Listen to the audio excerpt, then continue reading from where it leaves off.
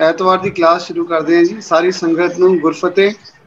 ਵਾਹਿਗੁਰੂ ਜੀ ਕਾ ਖਾਲਸਾ, ਵਾਹਿਗੁਰੂ ਜੀ ਕੀ ਫਤਿਹ। ਵਾਹਿਗੁਰੂ ਜੀ ਕੀ ਫਤਿਹ। ਪਹਿਲਾਂ ਤਾਂ ਜੀ ਮੈਂ ਥੈਂਕਸ ਕਰਾਂਗਾ ਡਾਕਟਰ ਪੱਟੀ ਜੀ ਦਾ, ਥੋੜੇ ਲਾਸਟ ਮਿੰਟ ਤੇ ਹੀ ਅੱਜ ਸਾਡੀ ਕਲਾਸ ਦੇ ਪ੍ਰੈਜ਼ੈਂਟਰ ਜਿਹੜੇ ਸੀਗੇ ਡਾਕਟਰ ਮੀਤੂ ਵੋਰਾ ਜੀ, ਉਹ ਅੱਜ ਆ ਨਹੀਂ ਸਕੇ ਤੇ ਡਾਕਟਰ ਪੱਟੀ ਜੀ ਨੇ ਥੋੜਾ ਲਾਸਟ ਇਨਵੀਟੇਸ਼ਨ ਕਬੂਲ ਕੀਤਾ ਜੀ। ਥੈਂਕ ਯੂ ਡਾਕਟਰ ਸਾਹਿਬ। ਤੇ ਅਸੀਂ ਗੱਲ ਕਰ ਰਹੇ ਸੀ ਸਵੇਰੇ ਡਾਕਟਰ ਸਾਹਿਬ ਨਾਲ, ਤੇ ਉਹ ਕਹਿੰਦੇ ਜੀ ਮੈਂ ਵਿਚਾਰ ਆਪਣੀ ਲਾਸਟ ਕਲਾਸ ਦੇ ਬੇਸਿਸ ਤੇ ਹੀ ਕਰਾਂਗਾ। ਕਿਵ ਸਚਿਆਰਾ ਹੋਈ ਹੈ, ਕਿਵ ਕੂੜੇ ਟੁੱਟੇ ਪਾਲ।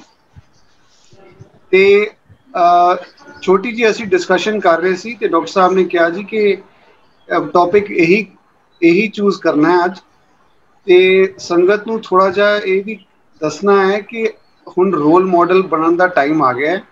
ਅਸੀਂ ਬਹੁਤ ਵਿਚਾਰਾਂ ਕਰ ਲਈਆਂ ਤੇ ਹੁਣ ਟਾਈਮ ਹੈ ਜੀ ਕਿ ਰੋਲ ਮਾਡਲ ਬਣਨਾ ਸਾਰਿਆਂ ਨੇ। ਤੇ ਡਾਕਟਰ ਸਾਹਿਬ ਆਪ ਜੀ ਦੇ ਇਸ ਸਟੇਟਮੈਂਟ ਨੂੰ ਮੈਂ ਹੁਣ ਆਪ ਜੀ ਦੇ ਹੱਥ 'ਚ ਹੀ ਬੈਟਨ ਦੇ ਰਿਹਾ, ਤੇ ਤੁਸੀਂ ਸਾਰੀ ਸੰਗਤ ਨੂੰ ਵਿਚਾਰੋ, ਆਪਣੇ ਵਿਚਾਰ ਸਾਂਝੇ ਕਰੋ ਸੰਗਤ ਨਾਲ, ਤੇ ਸਾਨੂੰ ਦੱਸੋ ਜੀ ਕਿਵੇਂ ਅਸੀਂ ਇਸ ਤੇ ਉਤਰੀਏ। ਵਾਹਿਗੁਰੂ ਜੀ ਕਾ ਖਾਲਸਾ, ਵਾਹਿਗੁਰੂ ਜੀ ਕੀ ਫਤਿਹ। ਪਹਿਲਾਂ ਤਾਂ ਮੈਂ ਸਾਰਿਆਂ ਦਾ ਧੰਨਵਾਦ ਕਰਦਾ ਕਿ ਮੇਰੇ ਜੇ ਅਨਪੜ੍ਹ ਜੇ ਬੰਦੇ ਨੂੰ ਤੁਸੀਂ ਚੁਣ ਲਿਆ, ਤੇ ਚਲੋ ਤੁਹਾਡੇ ਸਾਹਮਣੇ ਕੁਝ ਟੁੱਟੀ ਫੁੱਟੀ ਲੈਂਗੁਏਜ ਵਿੱਚ ਜੋ ਕੁਝ ਵੀ ਹੋਏਗਾ ਤੁਹਾਡੇ ਸਾਹਮਣੇ ਪਰੋਸਣ ਦੀ ਕੋਸ਼ਿਸ਼ ਕਰਾਂਗਾ। ਤੇ ਦੂਜੀ ਮੈਂ ਗੱਲ ਸਭ ਤੋਂ ਪਹਿਲੇ ਇੱਕ ਮਾਫੀ ਮੰਗ ਲਾਂ ਕਿ ਬੋਲਣ ਲੱਗਿਆਂ ਜਾਂ ਉਚਾਰਨ ਲੱਗਿਆਂ ਜਾਂ ਸ਼ਬਦ ਦੀ ਟੋਨ ਦੇ ਵਿੱਚ ਕਿਸੇ ਨੂੰ ਕੋਈ ਮੇਰੀ ਗੱਲ ਚੰਗੀ ਨਾ ਲੱਗੇ ਤਾਂ ਮੈਂ ਪਹਿਲਾਂ ਹੀ ਮਾਫੀ ਮੰਗ ਲੈਣਾ, ਕਿਉਂਕਿ ਸੱਚ ਜਿਹੜਾ ਹੈ ਨਾ ਉਹ ਕੜਵਾ ਹੁੰਦਾ ਹੈ, ਪਰ ਉਹਦੀ ਜਿਹੜੀ ਤੇਜ਼ ਧਾਰ ਬਹੁਤ ਹੁੰਦੀ ਹੈ। ਉਹ ਪ੍ਰੇਮ ਦੇ ਬਾਣ ਵੀ ਉਹੀ ਸੱਚ ਨਾਲ ਹੀ ਲੱਗਦੇ ਨੇ। ਤਾਂ ਕਿਵੇਂ ਸੱਚਿਆਰਾ ਹੋਵੇ, ਕਿਵੇਂ ਕੂੜੇ ਟੁੱਟੇ ਪਾਲ ਦੀ ਜਿਹੜੀ ਗੱਲ ਹੈਗੀ ਹੈ, ਕੱਲ ਜਿਹੜੀ ਆਪਣੀ ਜ਼ੂਮ ਮੀਟਿੰਗ ਹੋ ਰਹੀ ਸੀ ਉਹਦੇ ਵਿੱਚ ਵੀ ਜਸਮੀਤ ਸਿੰਘ ਨੇ ਇਹ ਗੱਲ ਕਹੀ ਸੀ ਕਿ ਅਲਟੀਮੇਟਲੀ ਸਾਨੂੰ ਇਸੇ ਗੱਲ ਤੇ ਆਉਣਾ ਪਏਗਾ ਵੀ ਕਿਵੇਂ ਸੱਚਿਆਰਾ ਹੋਵੇ, ਕਿ ਕੂੜੇ ਟੁੱਟੇ ਪਾਲ। ਤਾਂ ਇਹ ਜਿਹੜੀ ਪਾਲ ਹੈ ਇਸਦੇ ਵਾਸਤੇ ਸਾਨੂੰ ਬਹੁਤ ਕੁਛ ਪਹਿਲੋਂ ਪ੍ਰੀ ਕੰਡੀਸ਼ਨ ਸਾਨੂੰ ਸੋਚਣ ਦੀ ਜ਼ਰੂਰਤ ਹੈਗੀ। ਜੇ ਅਸੀਂ ਉਹ ਨਹੀਂ ਸੋਚ ਪਾਉਂਦੇ ਤਾਂ ਸਿਰਫ ਗੱਲ ਕਿਵੇਂ ਸਚਿਆਰਾ ਹੋਣ ਤੇ ਹੀ ਆਪਾਂ ਕਰਦੇ ਰਹਾਂਗੇ, ਤਾਂ ਸਚਿਆਰਾ ਹੋਣ ਦੇ ਸਾਡੀ ਜਿਹੜੀ ਕਾਬਲੀਅਤ ਹੈ ਜਾਂ ਸਾਡੇ ਅੰਦਰ ਜਿਹੜੀ ਪੋਟੈਂਸ਼ੀਅਲਿਟੀ ਹੈ ਉਹ ਅਸੀਂ ਆਪਣੇ ਅੰਦਰ ਨਹੀਂ ਪ੍ਰੋਜੈਕਟ ਕਰ ਪਾਵਾਂਗੇ, ਉਹਨੂੰ ਨਹੀਂ ਪ੍ਰਗਟ ਕਰ ਪਾਵਾਂਗੇ। ਇਸੇ ਕਰਕੇ ਇਸ ਗੱਲ ਨੂੰ, ਇਸ ਸ਼ਬਦ ਨੂੰ ਖੋਲ੍ਹਣ ਵਾਸਤੇ ਥੋੜਾ ਜਿਹਾ ਮੈਨੂੰ ਬੇਸ ਬਣਾਉਣ ਦੀ ਜ਼ਰੂਰਤ ਹੈਗੀ ਹੈ। ਤੇ ਮੈਂ ਹੋਪ ਕਰਦਾ ਕਿ ਸਾਰੇ ਮੈਨੂੰ ਇਸ ਚੀਜ਼ ਵਿੱਚ ਕੋਆਪਰੇਟ ਕਰੋਗੇ। ਅੱਜ ਮੈਂ ਜਸਮੀਤ ਸਿੰਘ ਜੀ ਜਿਹੜੀ ਕਲਾਸ ਹੈਗੀ ਬੰਬੇ ਦੀ ਉਹ ਵੀ ਦੇਖੀ।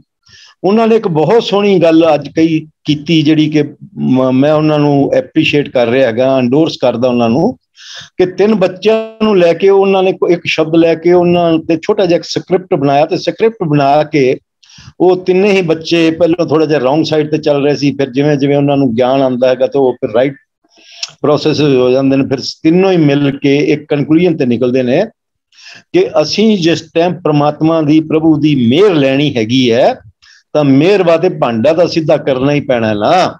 ਜੇ ਭਾਂਡਾ ਸਿੱਧਾ ਨਹੀਂ ਕਰਦੇ ਜਾਂ ਉਹਨੂੰ ਖਾਲੀ ਨਹੀਂ ਕਰਦੇ ਤਾਂ ਫਿਰ ਸਾਨੂੰ ਮਿਹਰ ਕਿੱਥੋਂ ਮਿਲੇਗੀ।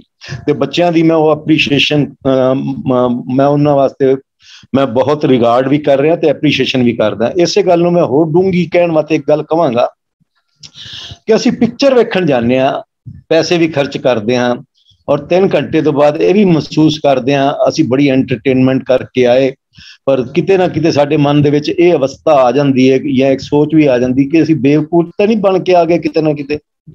ਔਰ ਅਸਲ ਵਿੱਚ ਜਿਹੜੀ ਫਿਲਮ ਇੰਡਸਟਰੀ ਹੈ ਉਹ ਕਿਤੇ ਨਾ ਕਿਤੇ ਸਾਨੂੰ ਬੇਵਕੂਫ ਹੀ ਬਣਾਉਂਦੀ ਹੈ, ਇਮੋਸ਼ਨ ਨਾਲ ਜੋੜ ਦਿੰਦੀ ਹੈ। ਸਾਡੀ ਇਮੋਸ਼ਨ ਤੇ ਜਿਹੜੇ ਉਹਦੇ ਵਿੱਚ ਹੀਰੋ ਹੀਰੋਇਨ ਹੁੰਦੇ ਨੇ ਉਹਨਾਂ ਨਾਲ ਜੋੜ ਕੇ ਸਾਨੂੰ ਐਂ ਲੱਗਦਾ ਕਿ ਅਸੀਂ ਨਹੀਂ ਉਹਨਾਂ ਦਾ ਪਾਰਟ ਪਲੇ ਕਰ ਰਹੇ ਹਾਂ, ਉਹਨਾਂ ਦਾ ਰੋਲ ਮਾਡਲ ਅਸੀਂ ਕਰ ਰਹੇ ਹੈਗੇ। ਤੇ ਇਸ ਕਰਕੇ ਅਸੀਂ ਉਹਨਾਂ ਨਾਲ ਅਟੈਚ ਹੋ ਜਾਂਦੇ ਹਾਂ, ਅਸੀਂ ਉਹਨਾਂ ਨਾਲ ਆਇਡੈਂਟੀਫਾਈ ਹੋ ਜਾਂਦੇ ਹਾਂ। ਇਸੇ ਤਰ੍ਹਾਂ ਹੀ ਕਿਸੇ ਨੇ ਬਹੁਤ ਸੋਹਣੀ ਗੱਲ ਕਹੀ ਸੀ ਕਿ ਜਿਹੜੀਆਂ ਲੜਕੀਆਂ ਨੇ ਉਹ ਹੀਰੋ ਨੂੰ ਦੇਖ ਕੇ ਉਸ ਤਰ੍ਹਾਂ ਦੀ ਡਰੈਸ ਪਹਿਨਣਾ ਸ਼ੁਰੂ ਕਰ ਦਿੰਦੀਆਂ ਨੇ, ਉਸ ਤਰ੍ਹਾਂ ਦੇ ਹੇਅਰ ਸਟਾਈਲ ਬਣਾਉਂਦੀਆਂ ਨੇ, ਉਸ ਤਰ੍ਹਾਂ ਦੇ ਲਿਪਸਟਿਕ ਲਾਉਣਗੀਆਂ, ਬਿੰਦੀ ਲਾਉਣਗੀਆਂ। ਇਵੇਂ ਹੀ ਜਿਹੜੇ ਮੇਲ ਨੇ ਉਹ ਜਿਹੜਾ ਹੀਰੋ ਹੈ ਉਹਦੀ ਨਕਲ ਕਰਕੇ ਉਸ ਦੇ ਰਸਤੇ ਤੇ ਚੱਲਣ ਦੀ ਕੋਸ਼ਿਸ਼ ਕਰਦੇ ਨੇ। ਇਹ ਇੱਥੋਂ ਤੱਕ ਤਾਂ ਗੱਲ ਠੀਕ ਹੈਗੀ ਹੈ, ਪਰ ਮੈਂ ਇਸੇ ਗੱਲ ਨੂੰ ਦੂਜੇ ਤਰੀਕੇ ਨਾਲ ਅਗਰ ਕਹਾਂ ਕਿ ਸਾਡੀ ਕੌਮ ਵਿੱਚ ਇੰਨਾ ਹੀ ਸਾਡੀ ਸਮਝ ਘਟ ਗਈ ਹੈ ਕਿ ਅਸੀਂ ਕੋਈ ਵੀ ਐਸੀ ਪਿਕਚਰ ਨਹੀਂ ਬਣਾ ਸਕਦੇ ਜਿੰਦੇ ਵਿੱਚ ਅਸੀਂ ਆਪਣੇ ਅੰਦਰ ਰੋਲ ਮਾਡਲ ਕਰਦੇ ਹੋਏ ਅਸੀਂ ਨੀਡਰਤਾ ਨੂੰ ਪ੍ਰੋਜੈਕਟ ਕਰ ਪਾਈਏ, ਅਸੀਂ ਨਿਰਵੈਰਤਾ ਨੂੰ ਪ੍ਰੋਜੈਕਟ ਕਰ ਪਾਈਏ, ਅਸੀਂ ਦੂਜੇ ਭਾਵ ਰਹਿਤ ਹੋ ਪਾਈਏ, ਅਸੀਂ ਟਾਈਮਲੈਸ ਸਪੇਸਲੈਸ ਨੂੰ ਮਹਿਸੂਸ ਕਰ ਪਾਈਏ ਤੇ ਦੁਨੀਆ ਨੂੰ ਵੀ ਮਹਿਸੂਸ ਕਰਾਈਏ, ਤੇ ਜਿਹੜਾ ਸਾਡੇ ਅੰਦਰ ਕਰਤਾ ਬੈਠਾ ਹੈ ਉਸ ਨੂੰ ਵੀ ਪ੍ਰੋਜੈਕਟ ਕਰ ਪਾਈਏ। ਉਹ ਜਿਹੜੀ ਅੰਦਰ ਸਾਡੇ ਜੋਤ ਰੂਪ ਹੈਗੀ, ਜਿਹਨੂੰ ਅਸੀਂ ਕਹਿੰਦੇ ਹਾਂ ਮਨ ਤੂੰ ਜੋਤ ਰੂਪ, ਜੋਤ ਸਰੂਪ ਹੈ ਆਪਣਾ ਮੂਲ ਪਛਾਣ, ਉਸ ਜੋਤ ਸਰੂਪ ਦੇ ਬਾਰੇ ਵੀ ਕੋਈ ਪਿਕਚਰ ਅਸੀਂ ਇਸ ਤਰ੍ਹਾਂ ਦੀ ਬਣਾ ਕੇ ਤੇ ਦੁਨੀਆ ਨੂੰ ਪ੍ਰੋਜੈਕਟ ਕਰ ਪਾਈਏ, ਉਸ ਸੱਚ ਨੂੰ ਪ੍ਰੋਜੈਕਟ ਕਰ ਪਾਈਏ। ਤੇ ਪਿਕਚਰ ਵਿੱਚ ਹੁੰਦਾ ਕੀ ਹੈ ਕਿ ਅਸੀਂ ਆਪਣੇ ਭਾਵ ਵੀ ਤਾਂ ਪ੍ਰੋਜੈਕਟ ਕਰਦੇ ਹਾਂ, ਤੇ ਐਸਾ ਕੁਝ ਮੈਥਡ ਅਡਾਪਟ ਕੀਤਾ ਜਾਏ ਜਿੰਦੇ ਵਿੱਚ ਸਾਡਾ ਜਿਹੜਾ ਰੋਲ ਮਾਡਲ ਹੈ, ਜਿਹੜੇ ਰੋਲ ਮਾਡਲ ਵਿੱਚ ਸਾਡੇ ਗੁਰੂ ਸਾਹਿਬਾਨ ਆਪਣੀ ਜੀਵਨ ਬਤੀਤ ਕਰਕੇ ਗਏ ਨੇ, ਉਸ ਤਰ੍ਹਾਂ ਦਾ ਰੋਲ ਮਾਡਲ ਅਸੀਂ ਕਿਵੇਂ ਕਰ ਸਕਦੇ ਹਾਂ। ਤੇ ਇਸ ਤੇ ਗੰਭੀਰਤਾ ਨਾਲ ਸੋਚਣ ਦੀ ਜ਼ਰੂਰਤ ਹੈ। ਇਸ ਵਾਸਤੇ ਸਾਰਿਆਂ ਦੇ ਸੁਜੈਸ਼ਨ ਵੀ ਬਹੁਤ ਜ਼ਰੂਰੀ ਨੇ, ਤੇ ਮੈਂ ਅੱਜ ਤੁਹਾਨੂੰ ਦੱਸਣ ਦੀ ਬਜਾਏ ਤੁਹਾਡੇ ਕੋਲ ਸਵਾਲ ਜ਼ਿਆਦਾ ਪੁੱਛਾਂਗਾ, ਤੇ ਤਾਂ ਕਿ ਤੁਸੀਂ ਵੀ ਅਲਰਟ ਰਹੋ ਕਿ ਕਿਹੜੇ ਸਵਾਲ ਦਾ ਜਵਾਬ ਕਿਵੇਂ ਦੇਣਾ ਪਏਗਾ। ਜਿਸ ਤਰ੍ਹਾਂ ਬਾਣੀ ਦੇ ਵਿੱਚ ਇੱਕ ਸ਼ਬਦ ਆਉਂਦਾ ਹੈ, ਬਾਣੀ ਕੋਈ ਵਿਰਲਾ ਵਿਚਾਰ ਸੀ, ਇਸੇ ਤਰ੍ਹਾਂ ਅੱਜ ਇਹ ਗੱਲਾਂ ਵੀ ਸਪਸ਼ਟ ਹੋਣ ਲੱਗ ਗਈਆਂ ਨੇ ਕਿ ਨੀਡਰ ਵੀ ਕੋਈ ਵਿਰਲਾ ਹੀ ਹੋਏਗਾ, ਨਿਰਭਉ ਵੀ ਕੋਈ ਵਿਰਲਾ ਹੀ ਹੋਏਗਾ, ਭੈ ਰਹਿਤ ਵੀ ਕੋਈ ਵਿਰਲਾ ਹੀ ਹੋਏਗਾ। ਤੇ ਇਸ ਗੱਲ ਨੂੰ ਜਿੰਨਾ ਚਿਰ ਅਸੀਂ ਇਹ ਸਮਝ ਲਈ ਕਿ ਭੈ ਕੀ ਚੀਜ਼ ਹੁੰਦੀ ਹੈ ਤੇ ਭੈ ਨਾਲ ਅਸੀਂ ਕੀ ਕੀ ਡਰਦੇ ਹਾਂ, ਕੀ ਕੀ ਸਾਡੀ ਕੰਡੀਸ਼ਨ ਹੋ ਜਾਂਦੀ ਹੈ। ਭੈ ਜਿਹੜੀ ਚੀਜ਼ ਹੈ, ਭੈ ਇੱਕ ਗਵਰਨਮੈਂਟ ਦਾ ਇੱਕ ਤਰੀਕਾ ਹੁੰਦਾ ਗਵਰਨਮੈਂਟ ਗਵਰਨੈਂਸ ਚਲਾਉਣ ਦਾ। ਇਹ ਕੋਈ ਅੱਜ ਤੋਂ ਨਹੀਂ ਹੋ ਰਿਹਾ, ਜਿਸ ਟਾਈਮ ਗੁਰੂ ਸਾਹਿਬਾਨ ਸੀਗੇ ਉਸ ਟਾਈਮ ਵੀ ਜਿਹੜੀ ਗਵਰਨਮੈਂਟ ਸੀ, ਮੁਗਲ ਗਵਰਨਮੈਂਟ ਸੀ, ਉਹ ਵੀ ਤਾਂ ਭੈ ਫੈਲਾ ਰਹੀ ਸੀਗੀ। ਉਹਨਾਂ ਦਾ ਭੈ ਦਾ ਲੈਵਲ ਇੱਥੋਂ ਤੱਕ ਵੱਧ ਗਿਆ ਸੀ ਕਿ ਗੁਰੂ ਅਰਜਨ ਦੇਵ ਜੀ ਨੂੰ ਵੀ ਸ਼ਹੀਦੀ ਕਰਨ ਵਾਸਤੇ ਤੱਤੀ ਤਵੀ ਤੇ ਬਿਠਾਇਆ ਗਿਆ ਤਾਂ ਕਿ ਕੋਈ ਹੋਰ ਸਾਡੇ ਖਿਲਾਫ ਹਿੰਮਤ ਨਾ ਕਰ ਪਾਏ। ਇੰਨਾ ਡਰ ਜਾਏ, ਇੰਨੀ ਪਬਲਿਕ ਡਰ ਜਾਏ ਕਿ ਕਿਸੇ 'ਚ ਹਿੰਮਤ ਨਾ ਹੋਏ, ਜੋ ਅਸੀਂ ਕਹੀਏ ਉਹ ਕਰਨ ਨੂੰ ਤਿਆਰ ਹੋ ਜਾ। ਜਿਵੇਂ ਉਹਨਾਂ ਦੀ ਉਸ ਟਾਈਮ ਇੱਕ ਸੋਚ ਹੁੰਦੀ ਸੀ ਵੀ ਕੋਈ ਘੋੜੇ ਤੇ ਨਹੀਂ ਚੜੇਗਾ, ਕੋਈ ਕਲਗੀ ਨਹੀਂ ਲਾਏਗਾ, ਕੋਈ ਆਪਣੇ ਆਪ ਨੂੰ ਪਾਤਸ਼ਾਹ ਨਹੀਂ ਕਲਵਾਏਗਾ। ਬਹੁਤ ਸੀਆਂ ਇਸ ਤਰ੍ਹਾਂ ਦੀਆਂ ਗੱਲਾਂ ਸੀਗਾ, ਜੱਜੀਆ ਘਰ ਵੀ ਲੱਗਦਾ ਸੀ। ਅੱਜ ਵੀ ਜਿਹੜੀ ਪੋਜੀਸ਼ਨ ਹੈ ਕੋਈ ਫਰਕ ਨਹੀਂ ਹੈ, ਉਸ ਤੋਂ ਵੀ ਵਰਸਟ ਹੋਈ ਹੈ। ਹੁਣ ਕਰੋਨਾ ਦੀ ਜਿਹੜੀ ਗੱਲ ਹੈ, ਇਹ ਠੀਕ ਹੈ ਕਿ ਬਿਮਾਰੀ ਹੈ, ਮੈਂ ਇਹ ਨਹੀਂ ਕਹਿੰਦਾ ਕਿ ਬਿਲਕੁਲ ਉਹ ਬਿਮਾਰੀ ਨਹੀਂ ਹੈ, ਤੇ ਉਹ ਬਿਮਾਰੀ ਨੂੰ ਜ਼ਿਆਦਾ ਡਰ ਕਰਕੇ ਜ਼ਿਆਦਾ ਫੈਲਾਇਆ ਜਾ ਰਿਹਾ। ਲੋਕਾਂ ਦੇ ਉੱਤੇ ਡਰ ਇੰਨਾ ਫੈਲਾ ਦਿੱਤਾ ਗਿਆ ਹੈਗਾ ਕਿ ਇੱਕ ਕੁਝ ਦਿਨ ਪਹਿਲੇ ਇੱਕ ਮੇਰੇ ਦੋਸਤ ਦੀ ਡੈਥ ਹੋਈ, ਜਿਹੜਾ ਚੰਗਾ ਪੜਾ ਸੀਗਾ, ਉਹ ਸਵੇਰੇ ਬਿਲਕੁਲ ਠੀਕ ਠਾਕ ਸੀ, ਬੋਲ ਰਿਹਾ ਸੀ, ਖਾ ਰਿਹਾ ਸੀ, ਪੀ ਰਿਹਾ ਸੀ, ਤੇ ਬਾਅਦ ਵਿੱਚ ਉਹਦਾ ਟੈਂਪਰੇਚਰ ਹੋਇਆ ਤੇ ਉਸ ਨੂੰ ਹਸਪੀਟਲ ਐਡਮਿਟ ਕਰਾਉਣ ਵਾਸਤੇ ਉਹ ਹਸਪੀਟਲ ਜਾਂਦੇ ਨੇ, ਉਹ ਰਿਲੇਟਿਵ ਲੈ ਕੇ ਉਹਨਾਂ ਨੂੰ। ਜਿਸ ਹਸਪੀਟਲ ਵੀ ਜਾਂਦੇ ਨੇ ਤਾਂ ਉੱਥੋਂ ਹੀ ਜਵਾਬ ਮਿਲਦਾ ਸੀ ਇੱਥੇ ਕੋਈ ਬੈੱਡ ਨਹੀਂ, ਇੱਥੇ ਕੋਈ ਬੈੱਡ ਨਹੀਂ। ਹਾਲਾਂਕਿ ਉਹ ਕਾਫੀ ਇਨਫਲੂਐਂਸ਼ੀਅਲ ਆਦਮੀ ਵੀ ਸੀਗਾ। ਉਸ ਨੂੰ ਸਾਰਾ ਦਿਨ 26 ਹਸਪੀਟਲ ਵਿੱਚ ਘੁੰਮਣਾ ਪਿਆ ਔਰ ਰਾਤ ਨੂੰ ਕਿਸੇ ਵੀ ਹਸਪੀਟਲ ਵਿੱਚ ਦਾਖਲ ਨਾ ਹੋਣ ਕਰਕੇ ਉਹਦੀ ਡੈਥ ਹੋ ਜਾਂਦੀ ਹੈ। ਹੁਣ ਅਦਰਵਾਈਜ਼ ਉਹ ਆਦਮੀ ਕਾਫੀ ਇੰਟੈਲੀਜੈਂਟ ਸੀ, ਪੜ੍ਹਿਆ ਲਿਖਿਆ ਵੀ ਸੀ, ਸਪਿਰਿਚੁਅਲ ਵੀ ਸੀ, ਸਭ ਕੁਝ ਸੀ, ਪਰ ਉਹ 26 ਹਸਪੀਟਲਾਂ ਦੇ ਵਿੱਚ ਜਾਣ ਕਰਕੇ ਜਿੱਥੇ ਉਹਨੂੰ ਕੋਈ ਬੈੱਡ ਨਹੀਂ ਮਿਲਿਆ, ਉਹਦੇ ਮਨ ਤੇ ਏਡਾ ਵੱਡਾ ਅਸਰ ਹੋ ਗਿਆ ਕਿ ਮੈਂ ਆਪਣੇ ਕੰਟਰੀ ਦੇ ਵਿੱਚ ਆਜ਼ਾਦ ਸਿਟੀਜ਼ਨ ਦੇ ਰੂਪ ਵਿੱਚ ਜੀ ਰਿਹਾ ਤੇ ਮੈਨੂੰ ਕੋਈ ਬੈੱਡ ਨਹੀਂ ਮਿਲ ਰਿਹਾ, ਮੈਨੂੰ ਕੋਈ ਡਾਕਟਰ ਮੇਰਾ ਟ੍ਰੀਟਮੈਂਟ ਨਹੀਂ ਕਰ ਰਿਹਾ, ਮੈਨੂੰ ਕੋਈ ਆਕਸੀਜਨ ਦੇਣ ਵਾਸਤੇ ਵੀ ਕੋਈ ਮੇਰੀ ਅਵੇਲੇਬਿਲਿਟੀ ਨਹੀਂ। ਹਾਲਾਂਕਿ ਉਹ ਗਵਰਨਮੈਂਟ ਨਾਲ ਵੀ ਕਾਫੀ ਅਟੈਚ ਸੀਗਾ ਉਹ, ਪਰ ਕਿਸੇ ਨਾ ਕਿਸੇ ਕਰਕੇ ਜਿਹੜਾ 26 ਹਸਪੀਟਲਾਂ 'ਚ ਨਾ ਦਾਖਲ ਹੋਣਾ, ਉਸ ਆਦਮੀ ਦੇ ਮਨ ਦੇ ਉੱਤੇ ਇੰਨਾ ਪੈ ਬੈਠ ਗਿਆ। ਹਾਲਾਂਕਿ ਉਹ ਬਚ ਸਕਦਾ ਸੀ, ਉਹਨੂੰ ਕੋਈ ਕੰਪਲੀਕੇਸ਼ਨ ਨਹੀਂ ਸੀ, ਕਿ ਇਸ ਨਾਲ ਤਾਂ ਮਰ ਜਾਣਾ ਹੀ ਚੰਗਾ। ਤੋ ਭੈ ਸਾਨੂੰ ਗੁਲਾਮ ਵੀ ਬਣਾਉਂਦਾ, ਭੈ ਸਾਨੂੰ ਇੰਨਾ ਮਜਬੂਰ ਕਰ ਦਿੰਦਾ ਕਿ ਜਿਹੜਾ ਆਮ ਆਦਮੀ ਕਦੀ ਸੋਚ ਵੀ ਨਹੀਂ ਸਕਦਾ ਕਿ ਅਸੀਂ ਐਡੀਆਂ ਵੱਡੀਆਂ ਗਲਤੀਆਂ ਕਰ ਸਕਦੇ ਹਾਂ, ਉਹ ਵੀ ਭੈ ਕਰਵਾ ਦਿੰਦਾ ਹੈ। ਭੈ ਜਿਹੜਾ ਹੈ, ਜਿਹੜੇ ਕਿ ਸੱਚ ਨਾਲ ਜੁੜੇ ਹੁੰਦੇ ਨੇ ਉਹ ਨਿਰਭੈ ਹੁੰਦੇ ਨੇ, ਤੇ ਜਿਹੜੇ ਸੱਚ ਨਾਲ ਨਹੀਂ ਜੁੜੇ ਹੋਏ ਉਹ ਚਾਹੇ ਗੁਰਬਾਣੀ ਪੜ੍ਹਦੇ ਨੇ, ਚਾਹੇ ਕੀਰਤਨ ਕਰਦੇ ਨੇ, ਕਥਾ ਕਰਦੇ ਨੇ, ਚਾਹੇ ਵੱਡੇ ਤੋਂ ਵੱਡਾ ਪ੍ਰਚਾਰਕ ਵੀ ਹੈਗੇ ਨੇ, ਭੈ ਉਹਨਾਂ ਦੇ ਦਿਲ ਵਿੱਚ ਵੀ ਹੈਗਾ, ਉਹ ਹੁੰਦਾ ਹੈ। ਜਿਸ ਤਰ੍ਹਾਂ ਨਿਰਮਲ ਸਿੰਘ ਇੱਕ ਆਪਣੇ ਗ੍ਰੰਥੀ ਸੀ ਜਿਨ੍ਹਾਂ ਨੇ 45 ਸਾਲ ਸੇਵਾ ਨਿਭਾਈ ਹੈ ਗੁਰੂ ਘਰ ਦੀ, ਪਰ ਉਹ ਵੀ ਆਪਣਾ ਭੈ ਨਹੀਂ ਕੱਢ ਪਾਏ। ਤੇ ਇਹ ਭੈ ਨੂੰ ਜਿੰਨਾ ਚਿਰ ਅਸੀਂ ਨਹੀਂ ਕੱਢਦੇ, ਅਸੀਂ ਸਚਾਰਾ ਹੋ ਹੀ ਨਹੀਂ ਸਕਦੇ। ਤੇ ਇਸ ਗੱਲ ਨੂੰ ਵੀ ਸਮਝਣ ਦੀ ਜ਼ਰੂਰਤ ਹੈਗੀ ਹੈ। ਔਰ ਭੈ ਕਿਸੇ ਵਿਰਲੇ ਦਾ ਹੀ ਨਿਕਲ ਪਾਉਂਦਾ, ਉਸੇ ਦਾ ਨਿਕਲਦਾ ਹੈ ਜਿਹੜਾ ਕਿ ਇੰਟਰਸਟਡ ਹੋਵੇ ਕਿ ਮੈਂ ਇਸ ਜਨਮ ਵਿੱਚ ਆ ਕੇ ਮੇਰੇ ਅੰਦਰ ਜਿਹੜੀ ਪੋਟੈਂਸ਼ੀਅਲ ਹੈ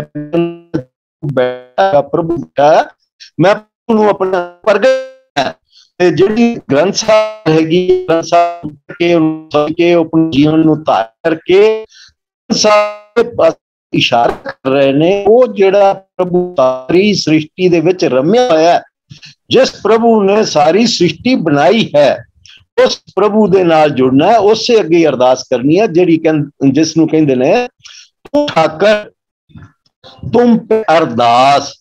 हुण जिहड़ा ठाकुर है मिट्टी नूं बना के उहदे विच रम्या होया है, उससे अरदास करनी। उस शब्द जिहड़ी ओरिजिनलिटी है, शब्द की जिहड़ी पिछे होंद है, उस नूं अगे आके असीं अरदास करांगे ते सच्चे मन नाल करांगे, साडी अरदास पूरी होंदी है। तो असीं ना अपने आप नूं किसी ना किसी तरीके शब्दां दे विच उलझा लिया, अखरां दे विच उलझा लिया, ते असीं ये भुल गए कि जिथे पार ब्रह्म परमेश्वर रहिंदा, जिन्हों असीं कहने आपी ने आप साजो, आपी ने रचियो नाम, दुई कुदरत साजो, कर आसन डिठा चाओ। हुण जिहड़ा आपी ने आप साजिया, कि उस टाइम जिथे वो साजिया गया सी आपी ने आप, उस टाइम ग्रंथ साहब सी, या उत्थे कोई भी वेद सी, या उत्थे कोई भी किताब किसी तरह की भी धार्मिक ग्रंथ सीगा उत्थे? ये तो बाद विच बने ने। पर जिहड़ी वो अवस्था है, जिन्ना चिर असीं उस अवस्था नाल नहीं जुड़ना चाहते, तो असीं गुरु नानक दी वो अवस्था स्टेट ऑफ कॉन्शियसनेस नूं भी नहीं जान पावांगे। तो इसे करके मेरी दास दी बेनती हैगी है कि असीं जिहड़ा रम्या होया सारी सृष्टि दे विच, उहदे नाल जुड़ना है। ते गुरु ग्रंथ साहब एक मीडिया है, एक गुरु है, एक जिहड़ा साडा सानू उस पासे इशारा कर रहा है, उस पासे चलण दी जरूरत है, उस पासे जाण दी जरूरत है। असीं बहुत वारी ना अपनी अखरां ते ही डिस्कशन करते रहने आ, और किते ना किते असीं जिहड़ी मेन चीज हैगी है, मूल अवस्था साडी, उत्थों खुंझे रह जाने। तां ही बार बार बाणी भी कह रही है कि यह जन्म साडा बिरथा जांदा है। ते जिस टाइम असीं बार बार जन्म लैने आ, मरदे हां, मरे फिर जम्मे सो कच निकच, वो कित्थों सच नाल जुड़ पाएगा जिहड़ा बार बार जन्म ले रहा हैगा। तो जन्म असीं इसे करके ले रहे हैं कि असीं प्रभु नूं जिहड़ा जन्म सानू दिता होया, जिहड़ा जीवन यात्रा असीं कीती है, उहदे विच प्रभु नूं नहीं जान पांदे, उहदे विच परमेश्वर नूं नहीं जान पांदे, उहदे विच असीं शब्द नूं भी नहीं जान पांदे। शब्द नूं सिर्फ असीं अखरां तक ही जाणदे हैगे। उस तो अगे जाण वास्ते साडी किते ना किते कोई कमी रह जांदी है, या असीं किसी गलत ट्रैक ते पै जाने हैगे, माया दे ट्रैप विच फस जाने, माया दे जाल विच फस जाने, ते उत्थों फिर निकलना साडे वास्ते मुश्किल इन्ना हो जाता है कि असीं किसी द्वारा डराए जाने हैगे। चाहे वो पॉलिटिक्स द्वारा डराया जाइए, तो चाहे अपने आगुआं द्वारा डराई जाइए, तो या साडी पूरी तरह ना समझ होने करके, पूरी नॉलेज ना होने करके असीं अपने ही पापां द्वारा डरते रहने, अपने ही कर्मां द्वारा डरते रहने। तो यह जिहड़ियां अवस्था मैं तुहाडे नाल शेयर कर रहा, दास नूं थोड़ा बहुता इन्हां दा पता है, तां तुहाडे सामने मैं रख रहा, नहीं तो मैं भी तुहाडे वांगू बाणी पढ़ के बाणी तुहाडे सामने रख देनी सी, ते उहदे तो कुछ विचार कर लेना सी। असीं अपने अपने तरीके नाल जिन्नी साडी बुद्ध हैगी उह ते असीं डिस्क्रिप्शन कर लेना सीगा। पर असली गल ये हैगी है, सानू जीवन मिलिया ही इस करके हैगा, यह जीवन इसे करके मिलिया है कि जिन्हों कहते हैं गोबिंद मिलन की ए तेरी बरिया, और काज तेरे किसे ना काम, मिल साध संगत भज केवल नाम। साध संगत हर चीज ने मतलब असीं अपने अपने तरीके नाल कड्ढे हुए ने कि असीं गुरुद्वारे जाने तो उत्थे जिहड़ी संगत बैठी है वही साध संगत है। हो सकती हो उनदे विच बड़े बड़े पहुंचे हुए आदमी हो, बड़े वैगुरू नूं मिले हुए बंदे हो सकता, मैं ये नहीं कहता कि नहीं हो सकता। पर असली साध संगत जिहड़ा साडे अंदर वैगुरू बैठा है, प्रभु बैठा, उसदे नाल संगत करके फिर असीं उसदे पासे जाण दा साडा रस्ता खुल जांदा हैगा। तो उसदे वास्ते सानू जिहड़ी प्री कंडीशन है उन्होंने समझना बहुत जरूरी है। वो तो यह है कि पहलों तो असीं इस रस्ते ते जाण नूं तैयार भी हैगे कि नहीं हैगे, या उपरों ही कहने, या दिखावा कर रहे हैं, या बनावट विच असीं बोलदे हैं, या मनमुख बने बैठे हैं, उपरों कुछ कहने अंदरों कुछ कहने। इत्थे गल बड़ी स्पष्ट मैं कहना चाहांगा कि असीं उपरों जो मर्जी गल कह लीए, पर जिहड़ी साडे अंदर सच दी आवाज उठ रही है, जिहड़ा अंदरों साडा मन मनिया बैठा है कि भी ये गल ऐ होएगी, उसे दा असर होना है, उस चीज का दूजियां ते असर पैंदा, नहीं तो नहीं पैंदा। हुण फॉर एग्जाम्पल एक कैंसर का पेशेंट एक डॉक्टर कोल चला जाता है, और वो डॉक्टर नूं पता है कि कैंसर का पेशेंट ज्यादा देर जिंदा नहीं रहेगा, थोड़े दिन का मेहमान है, और ऊपरों ऊपरों कही जाता नहीं नहीं भाई साहब आप ठीक हो जाओगे, परवाह ना करो, आप मेरे पे विश्वास रखो, मैंने कई कैंसर के केस ठीक किए। पर अंदरों उस डॉक्टर की आवाज भी निकल रही है भाई ये थोड़े दिन का मेहमान है। तो जी अंदरों गल नहीं बोली जा रही, वो नहीं डॉक्टर बोल रहा, जिन्होंने छुपा रहा है, वो अंदर की वाइब्रेशन का असर उस पेशेंट से पैंदा है। वो भी ये जान लेंदा कि डॉक्टर भी उपरों उपरों मेरा मन रखने वास्ते गल कर रहा है, अंदरों तो डॉक्टर की भी ये सोच हो गई है कि एक पेशेंट नहीं ठीक होने वाला। तो पेशेंट ये जो वाइब्रेशन ना बहुत छेती पकड़ लेंदा है। किस तरह पकड़ता, किवें पकड़ता, एक परमात्मा का अपना खेल चल रहा है। तो मैं सब तो पहले तुहाडे सामने एक पिक्चर की गल कही सीगी। असी जिहड़ी मैनमेड पिक्चरां तो बहुत देख के बड़े खुश होने आ, उन्हें हीरो ने बड़ा चंगा काम किया, उनका करैक्टर बड़ा सोहना सी, उनका रोल बहुत सोहना सीगा। पर गुरु गोबिंद सिंह जी सानू जिहड़ी पिक्चर देखने वास्ते कह गए ने, जिंदे बारे वो कह रहे ने, मैं हूं परम पुरख का दासा, देखण आया जगत तमाशा।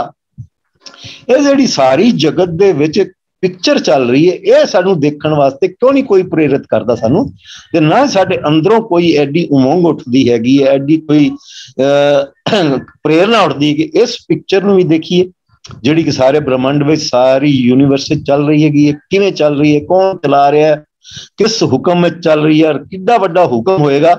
वो जिहड़ी पिक्चर चल रही है उहदे विच जिहड़ा हुक्म काम कर रहा हैगा, वही असली धर्म है। उससे नु किया गया है सर्व धर्म में श्रेष्ठ धर्म, हरि का नाम जप निर्मल कर्म।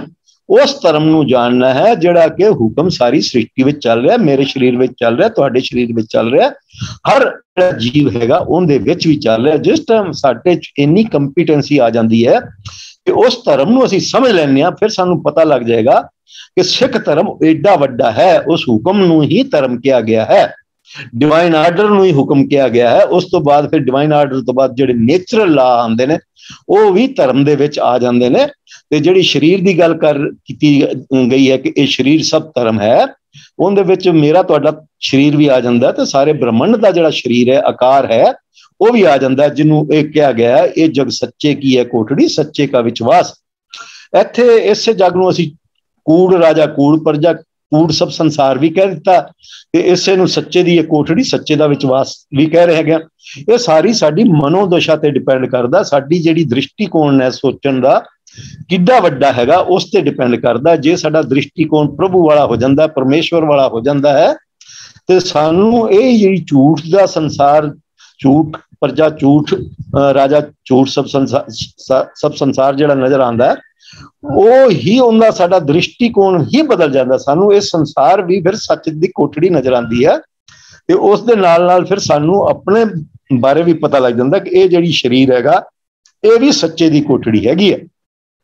ते सच नू जुड़न वास्ते सानू जिहड़ी कूड़ वाली चीज है छड्डनी पैगी। बहुत से लोगों का यह विचार हैगा, साडे जिहड़े प्रचारक ने ते बड़े वड्डे बापे जी भी ने ते बड़े धार्मिक आगू भी ने, वो सानू कहते हैं कि वैगुरु वैगुरु का जाप करो, ऐ करो, कन्न नाल सुनो, मुंह नाल बोलो। ठीक है, ये इनिशियल स्टेजा हैगी ने, ये पहली दूजी स्टेज है, जां इनू आपां नर्सरी स्टेज कह सकते हैं। पर उत्थे नाल दी नाल सानू ये भी प्रेरिया जांदा भी इसे ते टिके रहो, अगे नहीं जाण दी जरूरत। हुण तुसीं आप जाणदे हो दुनियावी पढ़ाई भी करनी पैंदी है, पहली क्लास विच असीं दाखला लैंदे आ या नर्सरी च लैंदे आ, उहनूं छड्ड के उहनूं पास करके सानू दूजी क्लास विच बैठना पैंदा। फिर इस तरह असी क्लासां करते करते 16 पास भी कर जाने, PhD भी कर लें, डॉक्टर भी कर लें, DLit भी कर लें, फिर रिसर्च भी कर लें, तो अगे तो बेअंत है ना पढ़ाई। इस तरह ही परमात्मा की जिहड़ी पढ़ाई हैगी है, असी गुरु ग्रंथ साहब तो, गुरु ग्रंथ साहब के जिहड़े शब्द ने, अखर ने, श्लोक ने, उन्होंने समझ के उन्हां दे विच जिहड़ी सच्चाई है, जिहड़े प्रिंसीपल ने, उन्हां नूं अपने अंदर भी प्रोजेक्ट करना है, जिंदे बारे किया गया हैगा बिन गुण कीते भगत ना होए। जिन्ना चिर असी अपने अंदर गुण नहीं पैदा करांगे उन्ना चिर भगती भी नहीं होंदी। असी सारा ही दिखावा कर रहे, सारी बनावट साडी इस करके असी रह रहे हैं। यही कारण है जिंदे करके असी पानी कोई विरला विचार सी जो गुरु होएगा वही विचारदा। इस तरह निर्भय अवस्था भी साडी उस आदमी नूं आएगी, उस अवस्था ते आएगी जिहड़ा कि बाणी नूं बड़ी डूंघाई नाल जाचेगा, और वो बाणी जिंदे बारे वो शब्द कर रहा हैगा, जिनका वेरवा दे रहा उसनूं असीं सारी कायनात विच देखना है। ਜਿਹੜਾ ਰਮਿਆ ਹੋਇਆ ਸਾਰੀ ਕਾਇਨਾਤ ਵਿੱਚ ਹੈਗਾ ਉਸ ਨੂੰ ਸਮਝਣਾ ਹੈ, ਉਸ ਨੂੰ ਸਮਝ ਕੇ ਉਹਦੇ ਨਾਲ ਜੁੜਨਾ ਹੈ। ਤੋ ਇਹ ਜਿਸ ਟਾਈਮ ਗੁਰੂ ਨਾਨਕ ਜੀ ਨਹੀਂ ਸੀ ਤੇ ਇਹ ਜਿਹੜੀ ਪ੍ਰਿੰਸੀਪਲ ਸੀਗੇ ਪ੍ਰਮਾਤਮਾ ਦੇ ਬਣਾਏ ਹੋਏ ਉਸ ਟਾਈਮ ਹੀ ਸੀਗੇ, ਤਾਂ ਉਸ ਅਵਸਥਾ ਨੂੰ ਜਾਣ ਕੇ ਗੁਰੂ ਨਾਨਕ ਜੀ ਇਸ ਅਵਸਥਾ ਤੇ ਆ ਗਏ ਸੀ ਕਿ ਉਹਨਾਂ ਨੂੰ ਇਹ ਸਮਝ ਆ ਗਈ ਸੀ ਕਿ ਆਦ ਸੱਚ ਜੁਗਾਦ ਸੱਚ ਨਾਨਕ ਹੋਸੀ ਵੀ ਸੱਚ। ਉਹਨਾਂ ਨੂੰ ਕਿਵੇਂ ਪਤਾ ਲੱਗ ਗਿਆ ਸੀ ਕਿ ਉਹਨਾਂ ਦੀ ਅਵਸਥਾ ਉਸ ਅਵਸਥਾ ਤੇ ਚਲੀ ਗਈ ਸੀ ਜਿਸ ਟਾਈਮ ਉਹਨਾਂ ਨੂੰ ਸਾਰੇ ਬ੍ਰਹਮੰਡ ਦਾ ਪਤਾ ਲੱਗ ਗਿਆ, ਬ੍ਰਹਮੰਡ ਕਿਵੇਂ ਬਣਦਾ, ਕਿਸ ਤਰ੍ਹਾਂ ਬਣਦਾ ਔਰ ਕਿੱਥੋਂ ਬਣਦਾ, ਕਿਵੇਂ ਪੰਜ ਤੱਤ ਬਣਦੇ ਨੇ, ਕਿਵੇਂ ਸੱਚੇ ਤੋਂ ਪੰਜ ਤੱਤ ਬਣਦੇ ਨੇ। ਫਿਰ ਪੰਜ ਤੱਤ ਬਣਾ ਕੇ ਫਿਰ ਜਿਹੜਾ ਸਾਰਾ ਬ੍ਰਹਮੰਡ ਬਣਿਆ ਉਹਦੇ ਵਿੱਚ ਘੱਟ ਉਹ ਜੋਤ ਸਮੋਈ ਹੁੰਦੀ ਹੈ। ਉਹ ਜੋਤ ਜਿਹੜੀ ਹੈਗੀ ਆ ਉਹ ਇੱਕ ਹੈ, ਅਲੱਗ-ਅਲੱਗ ਨਹੀਂ ਹੈ। ਇਸੇ ਤਰ੍ਹਾਂ ਸਾਨੂੰ ਸਾਡਾ ਜਿਹੜਾ ਧਰਮ ਹੈ ਉਹ ਇੱਕ ਜੋਤ ਨਾਲ ਜੁੜਨ ਦੀ ਗੱਲ ਕਰ ਰਿਹਾ ਹੈਗਾ, ਉਸ ਇੱਕ ਨਾਲ ਜੁੜਨ ਦੀ ਗੱਲ ਕਰ ਰਿਹਾ। ਤੇ ਜਿਹੜਾ ਸਾਡਾ ਅਸੀਂ ਪਰਮੇਸ਼ਵਰ ਬੋਲਦੇ ਹੈਗੇ ਆ ਉਹੀ ਸਭ ਦਾ ਪਰਮੇਸ਼ਵਰ ਹੈਗਾ, ਉਹ ਅਲੱਗ-ਅਲੱਗ ਨਹੀਂ ਹੈ। ਈਸਾਈਆਂ ਦਾ ਵੀ ਉਹੀ ਗਾਡ ਹੈਗਾ, ਮੁਸਲਮਾਨਾਂ ਦਾ ਵੀ ਉਹੀ ਅੱਲਾ ਹੈ, ਹਿੰਦੂਆਂ ਦਾ ਵੀ ਉਹੀ ਰਾਮ ਹੈ। ਰਾਮ ਦਾ ਇੱਥੇ ਮਤਲਬ ਇਹ ਨਹੀਂ ਹੈ ਕਿ ਜਿਹੜਾ ਦਸ਼ਰਥ ਦਾ ਬੇਟਾ ਸੀਗਾ, ਰਾਮ ਦਾ ਮਤਲਬ ਇੱਥੇ ਇਹ ਹੈਗਾ ਕਿ ਜਿਹੜਾ ਸਾਰੀ ਸ੍ਰਿਸ਼ਟੀ ਦੇ ਵਿੱਚ ਸਮਾਇਆ ਹੋਇਆ, ਰਮਿਆ ਹੋਇਆ, ਉਸ ਰਮੇ ਹੋਏ ਦੀ ਗੱਲ ਕਰ ਰਹੇ ਹਾਂ। ਤੇ ਉਸੇ ਰਮੇ ਹੋਏ ਦੀ ਗੱਲ ਹੀ ਸਾਡੇ ਬਾਣੀ ਦੇ ਵਿੱਚ ਸ਼ਬਦ ਕਰ ਰਿਹਾ। ਇਸੇ ਕਰਕੇ ਦਾਸ ਬਾਰ-ਬਾਰ ਬੇਨਤੀ ਕਰਦਾ ਹੈਗਾ ਕਿ ਜਿਹੜੇ ਸ਼ਬਦ ਅਸੀਂ ਸ਼ਲੋਕ ਪੜ੍ਹਦੇ ਹੈਗੇ ਆ ਉਸ ਨੂੰ ਪਿੱਛੇ ਜਿਹੜੀ ਉਹਦੀ ਹੋਂਦ ਹੈ ਉਹਨੂੰ ਵੀ ਸਮਝਣਾ ਹੈ। ਹੁਣ ਇਹ ਸ਼ਬਦ ਇੱਕ ਬੋਲਿਆ ਜਾਂਦਾ ਹੈਗਾ ਭਾਈ ਗੁਰਦਾਸ ਜੀ ਦੁਆਰਾ ਕਿ ਵੈਗੁਰੂ ਗੁਰ ਮੰਤਰ ਹੈ ਜਪ ਹਉਮੈ ਕੋਈ। ਇਹਦਾ ਮਤਲਬ ਜਿਸ ਟਾਈਮ ਅਸੀਂ ਗੁਰੂ ਬਹੁਤ ਸੋਹਣੀ ਗੱਲ ਕਰ ਰਹੇ ਹਾਂ ਤੇ ਕੀ ਸਾਡੀ ਹਉਮੈ ਖੋਈ ਗਈ ਉਸ ਟਾਈਮ। ਤੇ ਇੱਥੇ ਅਸੀਂ ਨਾ ਕਿਤੇ ਜਪ ਦਾ ਮਤਲਬ ਹੀ ਮਤਲਬ ਛੋਟੇ ਦੇ ਲੈਵਲ ਦਾ ਸਮਝ ਰਹੇ ਹਾਂ। ਜਪ ਦਾ ਮਤਲਬ ਹੁੰਦਾ ਆਪਣੇ ਆਪ ਨੂੰ ਖਤਮ ਕਰ ਲੈਣਾ, ਆਪਣੇ ਆਪ ਨੂੰ ਜ਼ੀਰੋ ਕਰ ਲੈਣਾ। ਆਪਣੀ ਜਿਹੜੀ ਅਸੀਂ ਹੋਂਦ ਬਣਾਈ ਹੋਈ ਹੈ, ਅਲੱਗ ਹੋਂਦ ਜਿਹੜੀ ਸਾਡੀ ਹਉਮੈ ਕਰਕੇ ਬਣੀ ਹੋਈ ਹੈ, ਉਸ ਨੂੰ ਖਤਮ ਕਰਕੇ ਹਉਮੈ ਤੋਂ ਪਾਰ ਜਾ ਕੇ ਅਸੀਂ ਹੁਕਮ ਨਾਲ ਜੁੜਨਾ ਹੈ। ਇਹ ਅਸਲ ਗੱਲ ਹੁਕਮ ਕੀ ਹੈ? ਹੁਕਮ ਪ੍ਰਮਾਤਮਾ ਦਾ ਉਹ ਵਿਧੀ ਵਿਧਾਨ ਹੈ, ਉਹ ਨਿਯਮ ਹੈ ਜਿਸ ਨਾਲ ਉਸਨੇ ਸਾਰੀ ਸ੍ਰਿਸ਼ਟੀ ਨਾਮ ਦੀ ਸ਼ਕਤੀ ਨਾਲ ਬਣਾ ਕੇ ਉਸ ਸ੍ਰਿਸ਼ਟੀ ਨੂੰ ਜਿਸ ਪ੍ਰੋਸੀਜਰ ਨਾਲ ਬਣਾਇਆ, ਜਿਹੜੇ ਪ੍ਰੋਸੀਜਰ ਨਾਲ ਬਣਾ ਕੇ ਫਿਰ ਉਹ ਸਾਰੀ ਸ੍ਰਿਸ਼ਟੀ ਨੂੰ ਜਿਹੜਾ ਚਲਾ ਰਿਹਾ ਜਿਸ ਪ੍ਰੋਸੀਜਰ ਜਿਸ ਨਿਯਮ ਵਿੱਚ, ਉਹ ਹੈ ਹੁਕਮ। ਉਹ ਹੁਕਮ ਵੀ ਸਾਨੂੰ ਤਾਂ ਸਮਝ ਆਉਂਦਾ ਹੈ ਜਿਸ ਤਰ੍ਹਾਂ ਅਸੀਂ ਨਾਮ ਨੂੰ ਸਮਝ ਲੈਂਦੇ ਹਾਂ। ਇੱਕੋ ਨਾਮ ਹੁਕਮ ਹੈ, ਇੱਕੋ ਹੀ ਜਿਹੜੀ ਸ਼ਕਤੀ ਹੈ ਉਹ ਕਈ ਡਿਫਰੈਂਟ ਕੰਮ ਕਰ ਰਹੀ ਹੈ। ਉਹ ਸ਼ਕਤੀ ਨਾਲ ਹੀ ਬ੍ਰਹਮਾ ਵਿਸ਼ਨੂੰ ਮਹੇਸ਼ ਦਾ ਵੀ ਕੰਮ ਕਰਦੀ ਹੈ, ਉਹ ਬ੍ਰਹਮਾ ਸਾਰੀ ਸ੍ਰਿਸ਼ਟੀ ਦੀ ਰਚਨਾ ਵੀ ਕਰਦੀ ਹੈ। ਇੱਥੇ ਜਿਹੜੀ ਰਚਨਾ ਕਰਨ ਦੀ ਗੱਲ ਹੈ ਇਸ ਨੂੰ ਵੀ ਸਮਝਣ ਦੀ ਜ਼ਰੂਰਤ ਹੈ। ਛੋਟੀ ਛੋਟੀ ਗੱਲਾਂ ਦਾ ਨਾ ਫਰਕ ਪੈ ਜਾਂਦਾ। ਉਹ ਜਿਹੜੀ ਸ਼ਕਤੀ ਹੈ ਉਹ ਆਪ ਹੀ ਮੈਨੀਫੈਸਟ ਹੋਈ, ਆਪ ਹੀ ਪ੍ਰਗਟ ਹੋ ਕੇ ਸਾਰੀ ਸ੍ਰਿਸ਼ਟੀ ਬਣੀ ਹੋਈ ਹੈ। ਕ੍ਰੀਏਸ਼ਨ ਕਰਨਾ ਥੋੜਾ ਜਿਹਾ ਫਰਕ ਪੈ ਜਾਂਦਾ ਤੇ ਜਿਹੜੇ ਆਪ ਹੀ ਬਣ ਜਾਣਾ ਉਹਦੇ ਵਿੱਚ ਇਹ ਸਮਝ ਆ ਜਾਏਗੀ ਜਿੰਨਾ ਕੁਝ ਵੀ ਅਸੀਂ ਦੇਖ ਰਹੇ ਹਾਂ ਉਹ ਆਪ ਹੀ ਪ੍ਰਭੂ ਬਣਿਆ ਹੋਇਆ। ਇੱਥੋਂ ਤੱਕ ਕਿ ਮੇਰਾ ਤੁਹਾਡਾ ਸਰੀਰ ਵੀ ਉਹ ਆਪ ਹੀ ਬਣਿਆ, ਉਹ ਅਲੱਗ-ਅਲੱਗ ਨਹੀਂ ਹੈ। ਪਰ ਸਾਡੀ ਜਿਹੜੀ ਅਗਿਆਨਤਾ ਹੈ, ਮਨ ਨੂੰ ਅਸੀਂ ਸਭ ਕੁਝ ਮੰਨੀ ਬੈਠੇ ਹੈਗਾ, ਉਸ ਕਰਕੇ ਸਾਨੂੰ ਅਲੱਗ-ਅਲੱਗ ਭਾਸਦਾ ਕਿਉਂਕਿ ਅਸੀਂ ਆਪਣੀ ਹਉਮੈ ਪਾਰ ਗਏ ਹੀ ਨਹੀਂ। ਹਉਮੈ ਨੂੰ ਸਭ ਕੁਝ ਮੰਨ ਲੈਂਦੇ ਹਾਂ। ਹਉਮੈ ਹੁੰਦੀ ਹੈਗੀ ਹੈ ਜਿਹਨੂੰ ਅਸੀਂ ਅਲੱਗ ਆਪਣੀ ਆਇਡੈਂਟੀਟੀ ਬਣਾਈ ਹੋਈ ਹੈ, ਅਲੱਗ ਜਿਹੜੀ ਹੋਂਦ ਬਣਾਈ ਹੋਈ ਹੈ ਉਸ ਨੂੰ ਅਸੀਂ ਹਉਮੈ ਕਹਿੰਦੇ ਹਾਂ। ਔਰ ਅਸਲ ਵਿੱਚ ਜਿਹੜੀ ਇਹ ਅਲੱਗ ਆਇਡੈਂਟੀਟੀ ਹੈ ਨਹੀਂ, ਇਹ ਮਨ ਨੇ ਕ੍ਰੀਏਟ ਕਰ ਰੱਖੀ ਹੈ। ਤੇ ਬਹੁਤ ਸੀ ਗੱਲਾਂ ਜਿਹੜੀਆਂ ਸ੍ਰਿਸ਼ਟੀ ਵਿੱਚ ਹੈ ਹੀ ਨਹੀਂ, ਸਾਰਾ ਕੁਝ ਪ੍ਰਭੂ ਆਪ ਹੈ। ਜਿਸ ਟਾਈਮ ਤੇ ਹਉਮੈ ਕਿੱਥੋਂ ਆ ਗਈ? ਇਹ ਮਨ ਨੇ ਕਰ ਰੱਖੀ ਹੈ। ਮਨ ਨੂੰ ਅਸੀਂ ਚੰਗੀ ਤਰ੍ਹਾਂ ਸਮਝਿਆ ਨਹੀਂ। ਮਨ ਕੋਲ ਕੋਈ ਇੱਕ ਇੰਡੀਪੈਂਡੈਂਟ ਕੋਈ ਵੀ ਫੋਰਸ ਨਹੀਂ ਹੈ। ਮਨ ਵੀ ਗੁਲਾਮ ਹੈ ਉਸ ਆਤਮਾ ਦਾ, ਪਰਮਾਤਮਾ ਦਾ, ਜਾਂ ਜਿਹਨੂੰ ਅਸੀਂ ਕਹਿੰਦੇ ਹਾਂ ਮਨ ਤੂੰ ਜੋਤ ਸਰੂਪ ਹੈ, ਆਪਣਾ ਮੂਲ ਪਛਾਣ। ਅਸਲ ਵਿੱਚ ਜਿੰਨਾ ਚਿਰ ਅਸੀਂ ਪ੍ਰੀ ਕੰਡੀਸ਼ਨ ਆਪਣੀ ਨਹੀਂ ਪੈਦਾ ਕਰਦੇ ਨਾ ਪ੍ਰਭੂ ਨੂੰ ਮਿਲਣ ਦੀ, ਉਹਨਾਂ ਚਿਰ ਅਸੀਂ ਪ੍ਰਭੂ ਤੋਂ ਦੂਰ ਰਵਾਂਗੇ, ਜਾਂ ਅਸੀਂ ਹੀ ਆਪਣੀਆਂ ਕਮੀਆਂ ਕਰਕੇ ਗਲਤੀਆਂ ਕਰਕੇ ਪ੍ਰਭੂ ਤੋਂ ਟੁੱਟੇ ਰਵਾਂਗੇ। ਇਹ ਗੱਲ ਹੈ। ਤੇ ਇਹ ਜਿੰਨਾ ਚਿਰ ਅਸੀਂ ਪ੍ਰਭੂ ਨਾਲ ਨਹੀਂ ਜੁੜਦੇ, ਔਰ ਜਿਹੜਾ ਮੂਲ ਮੰਤਰ ਹੈ, ਮੂਲ ਮੰਤਰ ਸਾਨੂੰ ਇਸ ਗੱਲ ਦੀ ਇੱਕ ਗਰੰਟੀ ਦੇ ਰਿਹਾ, ਤਸੱਲੀ ਦੇ ਰਿਹਾ ਹੈਗਾ, ਜਿਹੜੇ ਸਾਨੂੰ ਇਹ ਬਾਰ-ਬਾਰ ਅਸੀਂ ਵੀ ਸੁਣਿਆ ਬਹੁਤ ਵੱਡਿਆਂ ਸੰਤਾਂ ਤੋਂ, ਇੰਨੀ ਵਾਰੀ ਪਾਠ ਕਰੋ ਮੂਲ ਮੰਤਰ ਦਾ। ਉਹਨਾਂ ਦੇ ਪਿੱਛੇ ਉਹਨਾਂ ਦੀ ਵੀ ਭਾਵਨਾ ਇਹ ਰਹੀ ਹੈ ਕਿ ਸ਼ਾਇਦ ਮੂਲ ਮੰਤਰ ਇੰਨੀ ਵਾਰੀ ਪਾਠ ਕਰਨ ਨਾਲ ਇਹਨਾਂ ਦੇ ਅੰਦਰ ਨਿਰਭਉ ਅਵਸਥਾ ਪੈਦਾ ਹੋ ਜਾਏ। ਠੀਕ ਹੈ ਜੀ। ਤੇ ਜਿੰਨਾ ਚਿਰ ਉਹ ਪੈਦਾ ਨਹੀਂ ਹੁੰਦੀ ਨਿਰਭਉ ਅਵਸਥਾ, ਉਹਨਾਂ ਚਿਰ ਸਾਡੀ ਵੀ ਉਹੀ ਹਾਲਤ ਹੈ ਕਿ ਬਾਣੀ ਕੋਈ ਵਿਰਲਾ ਵਿਚਾਰ ਸੀ, ਅਸੀਂ ਬਾਣੀ ਨੂੰ ਵਿਚਾਰਨ ਦੇ ਕਾਬਲ ਹੀ ਨਹੀਂ ਹੋਏ। तो ये सारियां गल्लां सानू अपने अंदर खुद ही पैदा करनियां पैणियां ने। जे असी खुद नहीं पैदा करन दे काबिल हैगे तो साडे तो किते ना किते कोई कमी रह रही है। साडी तो वो हालत हो जाती है कि जिस तरह किसी ने बहुत सोहनी गल कही, साइंटिस्ट जिहड़ा एडिसन होया हैगा, वो जिस टाइम बल्ब की इन्वेंशन कर रहा सीगा तो 999 टाइम वो बल्ब नू नहीं बना पाया। कहने का भाव है कि फेल होंदा रहा। तो किसी ने उन्होंने पागल भी कहना शुरू करता, और हार के उनकी वाइफ ने भी उन्होंने पागल कहता कि तू तो पूरा ही पागल है। तो पर जो उन्हें 100 टाइम जो फिर लास्ट एफर्ट किया उनके हिसाब नाल तो वो बल्ब जलाने कामयाब हो गया। तो उन्हें जो घर च आके बल्ब जलाया तो उनकी वाइफ इन्नी ज्यादा खुश हुई कि वो फिर उन्हें पता लगा कि मेरा हसबैंड किस चीज की इन्नी ज्यादा रिसर्च कर रहा सी। ते साडे नाल भी किते ना किते वो हाल हो रहा हैगा कि जिन्ना चिर साडे अंदर जिहड़ा प्रभु बैठा उसनूं असीं प्रगट नहीं कर पाते इस जन्म या अगले जन्मां च, उन्ना चिर असीं भी किते ना किते वो एडिसन वांगू 999 दे एफर्ट विच ही रह जाने आ ते फेल ही कवावांगे। इसे नूं कहंदे कि जिहड़ा जन्म साडा बिरथा गया। तो कहण दा मेरा भाव यह हैगा कि जिन्ना चिर सच नूं असीं अडॉप्ट नहीं करते, गुरु नानक जी ने एवें नहीं कहा कि आद सच जुगाद सच है भी सच नानक होसी भी सच।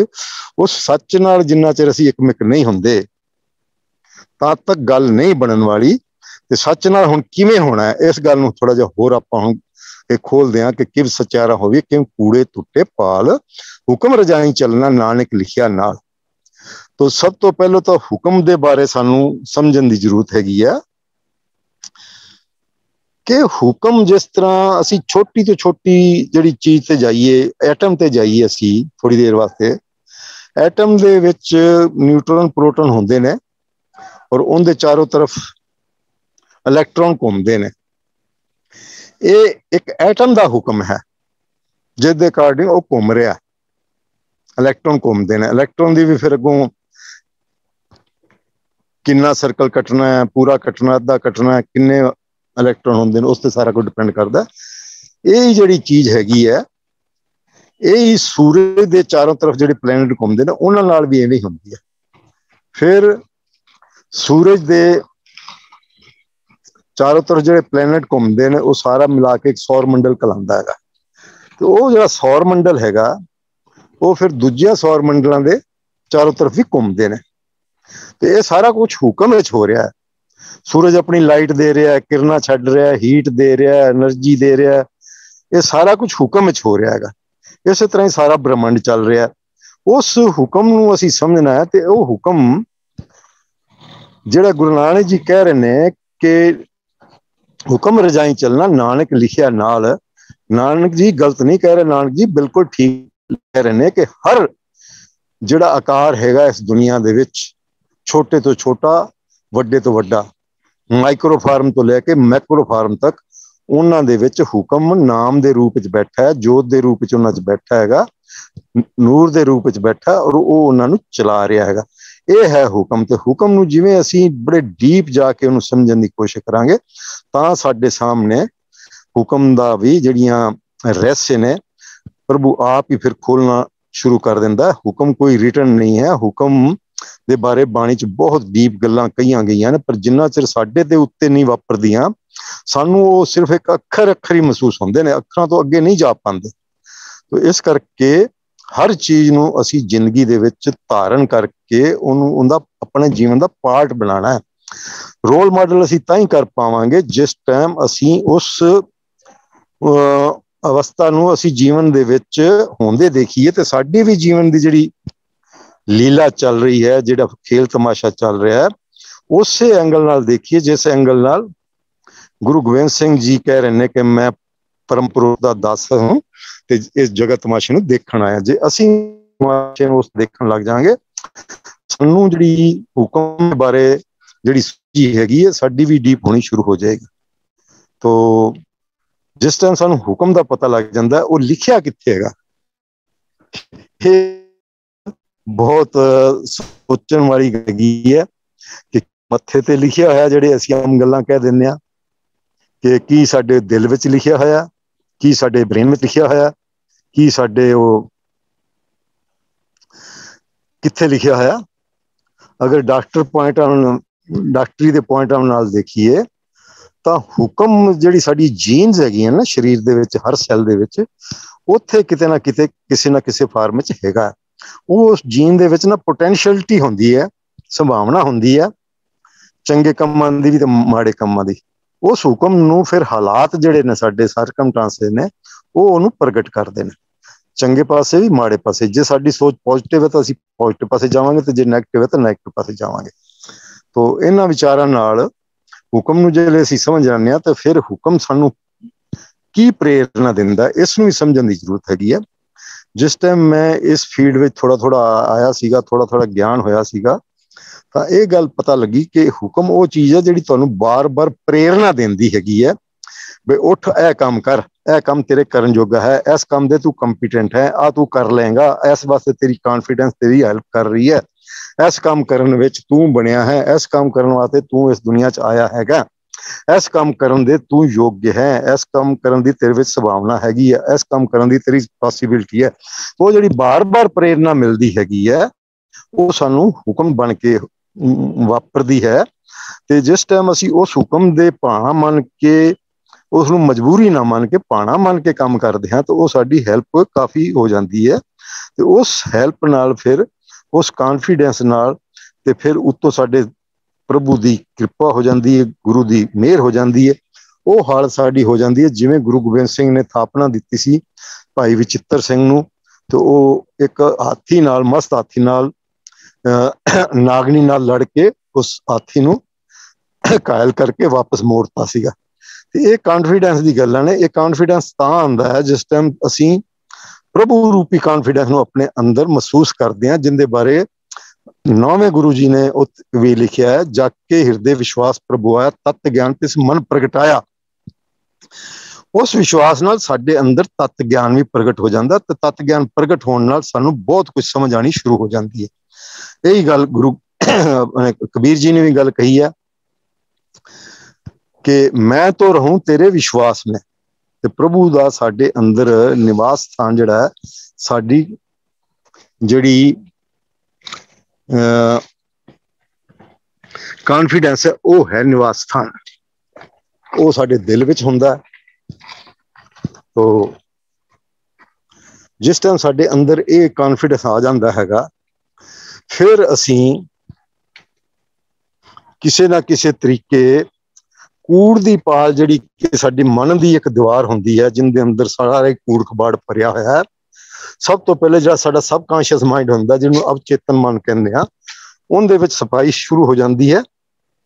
ਜਿਹਨੂੰ ਅਸੀਂ ਕਹਿੰਦੇ ਆ ਕਿ ਬੰਦੇ ਖੋਜ ਦਿਲ ਹਰ ਰੋਜ਼, ਫਿਰ ਤੂੰ ਨਾ ਹੈ ਪਰੇਸ਼ਾਨੀ ਮੈਂ। ਉਹ ਜਿਹੜੀ ਪਰੇਸ਼ਾਨੀ ਤੁਹਾਡੀ ਹਟ ਜਾਂਦੀ ਹੈ ਔਰ ਤੁਸੀਂ ਆਪਣੇ ਦਿਲ ਨੂੰ ਖੋਜਣ ਲੱਗ ਜਾਂਦੇ ਹੋ, ਔਰ ਦਿਲ ਨੂੰ ਖੋਜਦੇ ਖੋਜਦੇ ਫਿਰ ਤੁਸੀਂ ਆਪਣੀ, ਜਿਹਨੂੰ ਅਸੀਂ ਪਿਓਰਿਟੀ ਪਾਸੇ ਜਾਣਾ ਸ਼ੁਰੂ ਕਰ ਦਿੰਦੇ ਹਾਂ, ਅਸੀਂ ਖਾਲਸਾ ਬਣਨਾ ਸ਼ੁਰੂ ਕਰ ਦਿੰਦੇ ਹਾਂ। ਤੇ ਜਿਸ ਤਰ੍ਹਾਂ ਸਾਡੇ ਸਬਕੌਂਸ਼ੀਅਸ ਮਾਈਂਡ ਵਿੱਚ ਕਲੈਰਿਟੀ ਆਣੀ ਸ਼ੁਰੂ ਹੋ ਜਾਂਦੀ ਹੈ, ਸਫਾਈ ਹੋਣੀ ਸ਼ੁਰੂ ਹੋ ਜਾਂਦੀ ਹੈ। ਉਹ ਜਿਸ ਤਰ੍ਹਾਂ ਤੁਸੀਂ ਆਪ ਜਾਣਦੇ ਹੋ ਕਿ ਜਦੋਂ ਗਰਮੀਆਂ ਦੇ ਵਿੱਚ ਹਵਾ ਗਰਮ ਹੋ ਕੇ ਉੱਪਰ ਉੱਡ ਜਾਂਦੀ ਹੈਗੀ ਹੈ, ਤੇ ਉਹਦੀ ਚਾਰੋਂ ਤਰਫ ਪਾਸੇ ਵਾਲੀ ਜਿਹੜੀ ਹਵਾ ਦੂਰ ਦੂਰ ਤੋਂ ਆ ਕੇ ਉਸ ਪਾਸੇ ਆ ਜਾਂਦੀ ਹੈ, ਤੇ ਆਂਧੀ ਦੇ ਰੂਪ ਵਿੱਚ ਵੀ ਆ ਸਕਦੀ, ਤੂਫਾਨ ਦੇ ਰੂਪ ਵਿੱਚ ਵੀ ਆ ਸਕਦੀ। ਇਸੇ ਤਰ੍ਹਾਂ ਜਿਹੜਾ ਸਾਡਾ ਮਾਈਂਡ ਕਲੀਅਰ ਹੋ ਜਾਂਦਾ, ਸਾਫ਼ ਸੁਥਰਾ ਹੋ ਜਾਂਦਾ, ਸਾਡੀ ਕੂੜ ਦੀ ਦੀਵਾਰ ਟੁੱਟ ਜਾਂਦੀ ਹੈਗੀ ਹੈ, ਤਾਂ ਫਿਰ ਜਿਹੜੀ ਸਾਡੀ ਡਿਵਾਈਨ ਥਿੰਕਿੰਗ ਹੈਗੀ ਹੈ, ਪ੍ਰਭੂ ਵਾਲੀ ਥਿੰਕਿੰਗ ਹੈਗੀ ਹੈ, ਉਸ ਤਰ੍ਹਾਂ ਦੀ ਜਿਹੜੀ ਵਿਚਾਰਧਾਰਾ ਹੈਗੀ ਹੈ, ਉਹ ਵਿਚਾਰਧਾਰਾ ਫਿਰ ਸਾਡੇ ਅੰਦਰ ਆਣੀ ਸ਼ੁਰੂ ਹੋ ਜਾਂਦੀ ਹੈ। ਤੇ ਉਸ ਵਿਚਾਰਧਾਰਾ ਨਾਲ ਸਾਡਾ ਕਾਨਫੀਡੈਂਸ ਵੱਧ ਜਾਂਦਾ ਹੈਗਾ। ਉਸ ਵਿਚਾਰਧਾਰਾ ਨਾਲ ਜਿਹੜੀ ਪ੍ਰਭੂ ਦੀ ਵਿਚਾਰਧਾਰਾ ਹੈ, ਉਸ ਤਰ੍ਹਾਂ ਦਾ ਜਿਹੜਾ ਸਾਡਾ ਦ੍ਰਿਸ਼ਟੀਕੋਣ ਹੋ ਜਾਂਦਾ ਹੈ, ਤੇ ਫਿਰ ਅਸੀਂ ਬਹੁਤ ਜ਼ਿਆਦਾ ਫਿਰ ਸੁਚੇਤ ਹੋ ਜਾਂਦੇ ਹਾਂ, ਸਾਵਧਾਨ ਹੋ ਜਾਂਦੇ ਹਾਂ। ਸਾਨੂੰ ਬਾਣੀ ਦੀਆਂ ਗੱਲਾਂ ਸਮਝਣ ਆਉਣ ਲੱਗ ਜਾਂਦੀਆਂ ਨੇ, ਬਾਣੀ ਦੀਆਂ ਜਿਹੜੀਆਂ ਪ੍ਰੈਕਟੀਕਲ ਰੂਪ ਸਾਨੂੰ ਸਮਝਣ ਆਉਣ ਲੱਗ ਜਾਂਦਾ। ਤੇ ਜਿਹੜਾ ਉਸ ਟਾਈਮ ਫਿਰ ਪ੍ਰੈਕਟੀਕਲ ਰੂਪ ਸਮਝ ਆ ਜਾਂਦਾ, ਫਿਰ ਸਾਨੂੰ ਰੋਲ ਮਾਡਲ ਬਣਨ ਵਿੱਚ ਵੀ ਇੰਨੀ ਮੁਸ਼ਕਿਲ ਨਹੀਂ ਹੁੰਦੀ। ਫਿਰ ਤਾਂ ਸਾਨੂੰ ਇਹ ਪਤਾ ਲੱਗਦਾ ਹੈ ਕਿ ਮੈਂ ਜਿਹੜਾ ਕੰਮ ਕਰ ਰਿਹਾ ਹੈਗਾ, ਇਹ ਮੈਂ ਨਹੀਂ ਕਰ ਰਿਹਾ, ਮੇਰੇ ਅੰਦਰ ਪ੍ਰਭੂ ਬੈਠ ਕੇ ਆਪ ਕਰ ਰਿਹਾ। ਜੇ ਉਹ ਆਪ ਕਰ ਰਿਹਾ ਹੈਗਾ ਤਾਂ ਫਿਰ ਮੈਨੂੰ ਰੋਲ ਮਾਡਲ ਬਣਨ ਵਿੱਚ ਕੌਣ ਰੋਕ ਸਕਦਾ? ਕਿਉਂਕਿ ਪ੍ਰਭੂ ਦੇ ਅੱਗੇ ਕਿਸੇ ਦਾ ਕੀ ਜ਼ੋਰ ਚੱਲਦਾ ਹੈਗਾ? ਜਿਵੇਂ ਕਰਮ ਖੰਡ ਦੇ ਵਿੱਚ ਗੱਲ ਆਉਂਦੀ ਹੈ ਕਿ ਉੱਥੇ ਤੇਰਾ ਹੀ ਜ਼ੋਰ ਚੱਲਦਾ, ਹੋਰ ਕਿਸੇ ਦਾ ਨਹੀਂ ਚੱਲਦਾ।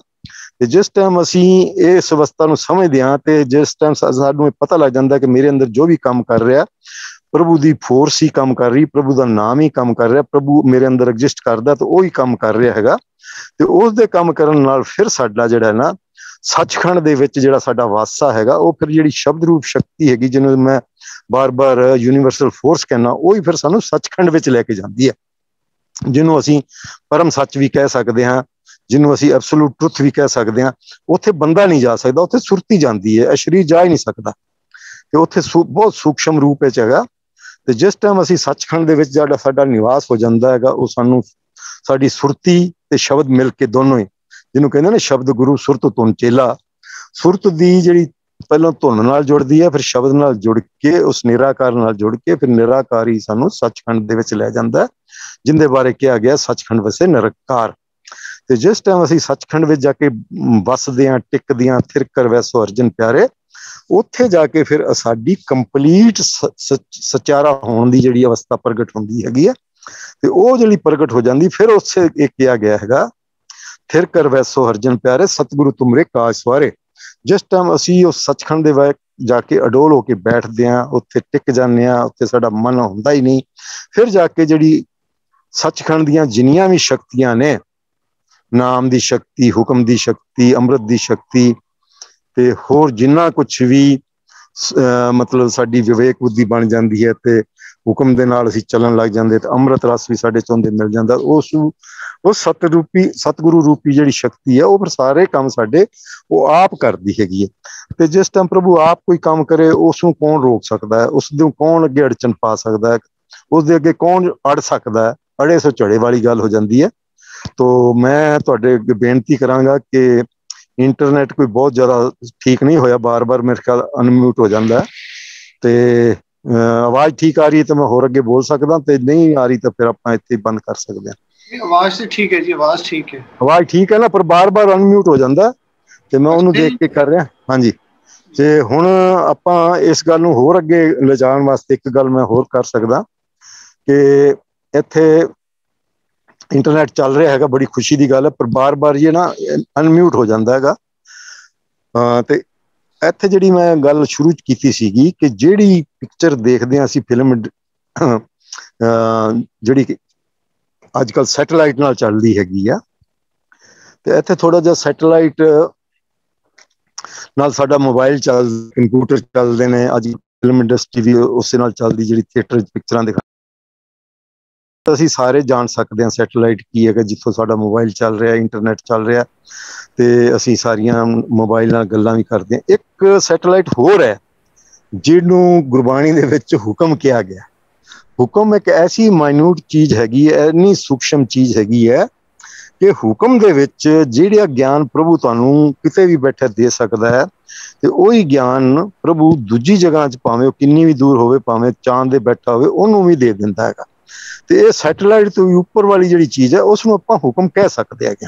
ਤੇ ਹੁਕਮ ਬੜਾ ਮਾਈਨਿਊਟ ਹੈਗਾ ਤੇ ਹੁਕਮ ਦੇ ਵਿੱਚ ਕੰਮ ਕਰਨਾ, ਹੁਕਮ ਵਿੱਚ ਜੀਣਾ, ਹੁਕਮ ਨੂੰ ਭਾਣੇ ਕਰਕੇ ਮੰਨਣਾ, ਹੁਕਮ ਨੂੰ ਮਿੱਠਾ ਕਰਕੇ ਮੰਨਣਾ, ਇਹ ਜਿਵੇਂ ਜਿਵੇਂ ਕੁਆਲਿਟੀ ਸਾਡੇ 'ਚ ਆਈ ਜਾਂਦੀ ਹੈਗੀ ਹੈ ਤੇ ਫਿਰ ਅਸੀਂ ਵਡਿਆਇਆ ਵੱਡਾ ਪਾਇਆ ਵਾਲੀ ਵੀ ਸਾਡੀ ਅਵਸਥਾ ਆ ਜਾਂਦੀ ਹੈਗੀ ਹੈ ਤੇ ਅਸੀਂ ਉਹਦੇ ਭਾਣੇ ਨੂੰ ਮਿੱਠਾ ਕਰਕੇ ਮੰਨਦੇ ਹੈਗੇ ਹਾਂ। ਤੇ ਭਾਵੇਂ ਕੋਈ ਸਾਨੂੰ ਸੂਲੀ ਤੇ ਚੜਾਵੇ ਤੇ ਭਾਵੇਂ ਸਾਡਾ ਕੋਈ ਗਰਦਨ ਲਾ ਦੇ ਤੇ ਭਾਵੇਂ ਤੱਤੀ ਤਵੀ ਤੇ ਬਿਠਾਵੇ ਕੋਈ, ਤਾਂ ਸਾਨੂੰ ਇੱਕ ਸਮਾਨ ਹੁੰਦਾ। ਤੇ ਇੱਕ ਇਹੀ ਸਵਾਲ ਬਾਬਾ ਬੰਦੇ ਬਹਾਦਰ ਕੋਲ ਪੁੱਛਿਆ ਸੀਗਾ ਕਿ ਜਿਸ ਟਾਈਮ ਬਾਬੇ ਬੰਦੇ ਬਹਾਦਰ ਨੂੰ ਪਕੜ ਲਿਆ ਗਿਆ ਸੀ ਸੁਝਾਵਾਂ ਦੇਣ ਵਾਸਤੇ, ਉਹਨੂੰ ਹੱਥਕੜੀ ਪਕੜਿਆ ਸੀ ਤੇ ਲਾਸਟ ਸਟੇਜ ਤੇ ਕੀ ਹੈ ਕਿ ਉਹਨਾਂ ਦੀ ਚਮੜੀ ਜਿਹੜੀ ਹੈਗੀ ਹੈ ਉਹ ਜਮੂਰਾਂ ਨਾਲ ਪਕੜ ਕੇ ਖਿੱਚੀ ਜਾਂਦੀ ਸੀ, ਖਿੱਚ ਕੇ ਉਹਨੂੰ ਇੰਨਾ ਦਰਦ ਹੁੰਦਾ ਸੀ, ਆਦਮੀ ਕੋਈ ਉਸ ਸੀਨ ਨੂੰ ਵੀ ਦੇਖ ਸਕੇ ਤਾਂ ਉਹ ਵੀ ਬਰਦਾਸ਼ਤ ਨਹੀਂ ਕਰ ਸਕਦਾ, ਇੰਨਾ ਦਰਦ ਉਹਨੂੰ ਮਹਿਸੂਸ ਹੋ ਰਿਹਾ। ਤਾਂ ਉਹਦੇ ਕੋਲ ਇੱਕ ਸਵਾਲ ਪੁੱਛਿਆ ਗਿਆ ਸੀ ਕਿ ਵੀ ਇੰਨਾ ਤੁਹਾਨੂੰ ਅਸੀਂ ਕਸ਼ਟ ਦੇ ਰਹੇ ਹੈਗੇ ਹਾਂ, ਕੀ ਤੁਹਾਨੂੰ ਦਰਦ ਨਹੀਂ ਹੁੰਦਾ? ਤੇ ਉਹਦਾ ਅੱਗੋਂ ਜਵਾਬ ਇਹ ਸੀ, ਬੜਾ ਉਹ ਜਵਾਬ ਸੁਣ ਕੇ ਕੋਈ ਵੀ ਆਦਮੀ ਬੜਾ ਆਪਣੇ ਆਪ ਨੂੰ ਧੰਨਵਾਦੀ ਸਮਝੇਗਾ, ਆਪਣੇ ਆਪ ਨੂੰ ਸਤ ਚਿਤ ਆਨੰਦ ਵਾਲੀ ਅਵਸਥਾ 'ਚ ਚਲਾ ਜਾਏਗਾ। ਉਹ ਇਹ ਸੀ ਕਿ ਜਿਹੜਾ ਸਰੀਰ ਮੇਰਾ ਥੋੜਾ, ਸਰੀਰ ਪ੍ਰਮਾਤਮਾ ਦਾ, ਉਹਦੇ ਵਿੱਚ ਉਹ ਬੈਠਾ ਹੈ, ਦਰਦ ਹੋ ਰਿਹਾ ਤਾਂ ਉਹਨੂੰ ਹੋ ਰਿਹਾ, ਮੈਂ ਤਾਂ ਉਸਦੀ ਇੱਕ ਰਾਖੀ ਕਰਨ ਵਾਲਾ ਸੀਗਾ, ਥੋੜੇ ਦਿਨ ਮੈਨੂੰ ਰਾਖੀ ਕਰਨ ਦਾ ਮੌਕਾ ਮਿਲਿਆ ਸੀ, ਸਰੀਰ ਵੀ ਹੁੰਦਾ, ਦਰਦ ਹੋ ਰਿਹਾ ਤਾਂ ਪ੍ਰਮਾਤਮਾ ਨੂੰ ਹੋ ਰਿਹਾ ਤੇ ਪ੍ਰਮਾਤਮਾ ਇਹ ਛੋਟੇ ਮੋਟੇ ਦਰਦਾਂ ਨੂੰ ਕੀ ਸਮਝਦਾ ਹੈਗਾ। ਤੇ ਉਹਨਾਂ ਦਾ ਸਵਾਲ ਸੁਣ ਕੇ ਉਹਨਾਂ ਦਾ ਜਵਾਬ ਸੁਣ ਕੇ ਜਿਹੜੇ ਉਸ ਟਾਈਮ ਬਾਬਾ ਬੰਦਾ ਬਹਾਦਰ ਤੇ ਇੰਨੇ ਜ਼ੁਲਮ ਢਾ ਰਹੇ ਸੀਗੇ, ਉਹ ਵੀ ਹੋ ਗਏ, ਉਹ ਵੀ ਸ਼ਾਂਤ ਹੋ ਗਏ ਕਿ ਐਡੀ ਵੱਡੀ ਰੂਹ। ਤਾਂ ਫਿਰ ਉਹ ਥੋੜਾ ਜਿਹਾ ਹੋਰ ਵੀ ਇਸ਼ਾਰਾ ਕਰਦਾ ਕਿ ਗੁਰੂ ਨਾਨਕ ਦੇਵ ਜੀ ਤਾਂ ਗੁਰੂ ਗੋਬਿੰਦ ਸਿੰਘ ਜੀ ਤਾਂ ਮੇਰੇ ਤੋਂ ਵੀ ਕਈ ਕਰੋੜਾਂ ਗੁਣਾ ਅੱਗੇ ਸੀਗੇ, ਉਹ ਕਿੰਨੇ ਸ਼ਾਂਤ ਸੁਭਾਅ 'ਚ ਰਹਿੰਦੇ ਸੀਗੇ। ਤੋ ਇਸੇ ਕਰਕੇ ਜਿਸ ਟਾਈਮ ਅਸੀਂ ਆਪਣੇ ਮਨ ਨੂੰ ਸ਼ਾਂਤ ਰੱਖ ਸਕਦੇ ਹਾਂ, ਵੱਡੇ ਤੋਂ ਵੱਡੇ ਟਰਮਾਇਲ ਵਿੱਚ ਅਸੀਂ ਡਰਦੇ ਨਹੀਂ, ਜਿਵੇਂ ਅੱਜ ਕੱਲ੍ਹ ਕਰੋਨਾ ਦਾ ਕਾਲ ਚੱਲ ਰਿਹਾ ਤੇ ਭਾਵੇਂ ਕਿਸੇ ਦੁਆਰਾ ਵੀ ਫੈਲਾਇਆ ਗਿਆ ਹੈਗਾ, ਤੇ ਉਸ ਟਾਈਮ ਸਾਡੇ ਅਸੀਂ ਨੀਡਰ ਰਹਿ ਸਕਦੇ ਹੈਗੇ ਹਾਂ। ਤੇ ਇਹਦਾ ਮਤਲਬ ਹੈ ਕਿ ਜੇ ਅਸੀਂ ਨੀਡਰ ਰਹਿ ਸਕਦੇ ਹਾਂ, ਨਿਰਭਉ ਰਹਿ ਸਕਦੇ ਹੈਗੇ ਹਾਂ, ਨਿਰਵੈਰ ਰਹਿ ਸਕਦੇ ਹੈਗੇ ਆ, ਤੇ ਸੱਚ ਸਚਾਰਾ ਹੋਣ ਤੇ ਵੀ ਸਾਨੂੰ ਕੋਈ ਨਹੀਂ ਰੋਕ ਸਕਦਾ। ਕਿਉਂਕਿ ਜਿਹੜੇ ਅਸੀਂ ਨੀਡਰ ਹੋ ਗਏ ਤੇ ਮਨ ਦੀ ਗੁਲਾਮੀ ਤੋਂ ਅਸੀਂ ਪਾਰ ਹੋ ਹੀ ਗਏ। ਜਿਸ ਟਾਈਮ ਅਸੀਂ ਭੈ ਵਿੱਚ ਆ ਜਾਂਦੇ ਹਾਂ ਤਾਂ ਇੱਕ ਤਾਂ ਮਨ ਦੀ ਗੁਲਾਮੀ 'ਚ ਆ ਜਾਂਦੇ ਹਾਂ, ਤੇ ਇਸ ਦੂਜੀ ਉਸ ਟਾਈਮ ਦੀ ਜਿਹੜੀ ਵੀ ਅਵਸਥਾ ਹੁੰਦੀ ਹੈ, ਜਿਵੇਂ ਅੱਜ ਕੱਲ੍ਹ ਦੀ ਅਵਸਥਾ ਜਾਂ ਗੁਰੂਆਂ ਦੇ ਟਾਈਮ ਦੀ ਜਿਹੜੀ ਅਵਸਥਾ ਸੀਗੀ, ਗੁਰੂ ਨੀਡਰ ਨਹੀਂ ਸੀ, ਨੀਡਰ ਸੀ, ਗੁਰੂ ਨਿਰਭੈਤਾ 'ਚ ਖੜੇ ਸੀਗੇ, ਉਹ ਡਰ ਤੋਂ ਰਹਿਤ ਸੀਗੇ, ਉਹਨਾਂ ਨੂੰ ਕਿਸੇ ਦਾ ਡਰ ਨਹੀਂ ਸੀਗਾ। ਉਹ ਤਾਂ ਸਿਰਫ ਡਰਦੇ ਸੀ ਤਾਂ ਪ੍ਰਮਾਤਮਾ ਤੋਂ ਡਰਦੇ ਸੀ, ਪਰਮੇਸ਼ਵਰ ਤੋਂ ਡਰਦੇ ਸੀ, ਜਿਹੜਾ ਪਾਤਸ਼ਾਹ ਦਾ ਪਾਤਸ਼ਾਹ ਉਹਦੋਂ ਡਰਦੇ ਸੀ। ਉਹ ਜਿਹੜੇ ਦੁਨਿਆਵੀ ਪਾਤਸ਼ਾਹ ਉਹਨਾਂ ਦੀ ਤਾਂ ਉਹਨਾਂ ਨੂੰ ਪਰਵਾਹ ਵੀ ਕੋਈ ਨਹੀਂ ਸੀਗੀ, ਉਹ ਜ਼ਿਆਦਾ ਜ਼ਿਆਦਾ ਉਹਨਾਂ ਦਾ ਕੀ ਕਰ ਸਕਦੇ ਆ, ਸਿਰਫ ਉਹਨਾਂ ਦੀ ਮੌਤ ਹੀ ਪੈਦਾ ਕਰ ਸਕਦੇ ਨੇ, ਮੌਤ ਤੋਂ ਡਰ ਹੀ ਨਹੀਂ ਰਹੇ ਸੀਗੇ। ਮੌਤ ਤਾਂ ਇੱਕ ਪੜਾਵ ਹੈ ਜ਼ਿੰਦਗੀ ਦਾ। ਗੁਰੂਆਂ ਨੂੰ ਇਹ ਪਤਾ ਸੀਗਾ, ਗੁਰੂ ਸਾਹਿਬਾਨ ਨੂੰ ਪਤਾ ਸੀਗਾ ਕਿ ਮੌਤ ਤੋਂ ਬਾਅਦ ਤਾਂ ਉਹਨਾਂ ਨੇ ਸਦਾ ਵਾਸਤੇ ਉਹ ਸੱਚਖੰਡ ਦੇ ਵਿੱਚ ਆ ਕੇ ਨਿਵਾਸ ਕਰਨਾ ਹੈਗਾ, ਜਿਹੜੇ ਕਿ ਅੱਜ ਵੀ ਹੈਗੇ ਨੇ। ਤੇ ਅੱਜ ਅਗਰ ਅਸੀਂ ਗੁਰੂ ਨਾਨਕ ਜੀ ਨੂੰ ਪਾਣਾ ਚਾਹੁੰਦੇ ਹਾਂ ਤਾਂ ਅਸੀਂ ਸੱਚਖੰਡ ਵਿੱਚ ਜਾ ਕੇ ਪਾ ਸਕਦੇ ਹੈਗੇ। ਸੱਚਖੰਡ ਸਾਡੇ ਅੰਦਰ ਵੀ ਹੈਗਾ ਤੇ ਇਸ ਬ੍ਰਹਮੰਡ ਵਿੱਚ ਵੀ ਹੈਗਾ, ਤੇ ਸੱਚਖੰਡ ਨੂੰ ਅੱਜ ਜਾਣਨਾ ਬਹੁਤ ਜ਼ਰੂਰੀ ਹੈ। ਸੱਚਖੰਡ ਤੇ ਵੀ ਬੜੀ ਖੋਜ ਹੋ ਰਹੀ ਹੈ, ਜਿਹਦੇ ਬਾਰੇ ਭਾਈ ਪਰਮਪਾਲ ਜੀ ਸੀ ਨੇ ਬਹੁਤ ਸੋਹਣੀ ਗੱਲ ਕਹੀ ਸੀ ਕਿ ਅੱਜ ਸਾਨੂੰ ਜ਼ਰੂਰਤ ਹੈਗੀ ਹੈ ਬਾਣੀ ਨੂੰ ਰੀਡਿਸਕਵਰ ਕਰਨ ਦੀ, ਰਿਸਰਚ ਕਰਨ ਦੀ, ਔਰ ਇਹਦੇ ਦੁਆਰਾ ਅਸੀਂ ਆਪਣੇ ਆਪ ਇਹ ਜਿਹੜੀਆਂ ਤੁਹਾਡੇ ਨਾਲ ਮੈਂ ਸ਼ੇਅਰ ਕਰ ਰਿਹਾ, ਇਹ ਪ੍ਰਮਾਤਮਾ ਆਪ ਕਰ ਰਿਹਾ, ਮੇਰੇ 'ਚ ਕੋਈ ਅਕਲ ਨਹੀਂ ਹੈ। ਜੇ ਮੇਰੀ ਕੋਈ ਗੱਲ ਤੁਹਾਨੂੰ ਚੰਗੀ ਲੱਗੇ, ਉਹ ਪ੍ਰਭੂ ਦੀ ਹੋਏਗੀ, ਪ੍ਰਮਾਤਮਾ ਦੀ ਹੋਏਗੀ, ਪਰਮੇਸ਼ਵਰ ਦੀ ਹੋਏਗੀ, ਮੇਰੇ ਇਹਦੇ 'ਚ ਕੋਈ ਰੋਲ ਨਹੀਂ ਹੈਗਾ। ਤੇ ਜੇ ਕੋਈ ਮੇਰੀ ਗੱਲ ਚੰਗੀ ਨਾ ਲੱਗੇ ਤਾਂ ਉਹਦਾ ਜ਼ਿੰਮੇਵਾਰ ਮੈਂ ਹੀ ਹੈਗਾ, ਤੇ ਉਸ ਨੂੰ ਤੁਸੀਂ ਭੁੱਲ ਚੁੱਕ ਦੀ ਮਾਫੀ ਦੇਣਾ, ਕਿਉਂਕਿ ਇੰਨੀ ਹੀ ਮੈਂ ਗੱਲ ਕਰ ਪਾ ਰਿਹਾ ਹੈਗਾ।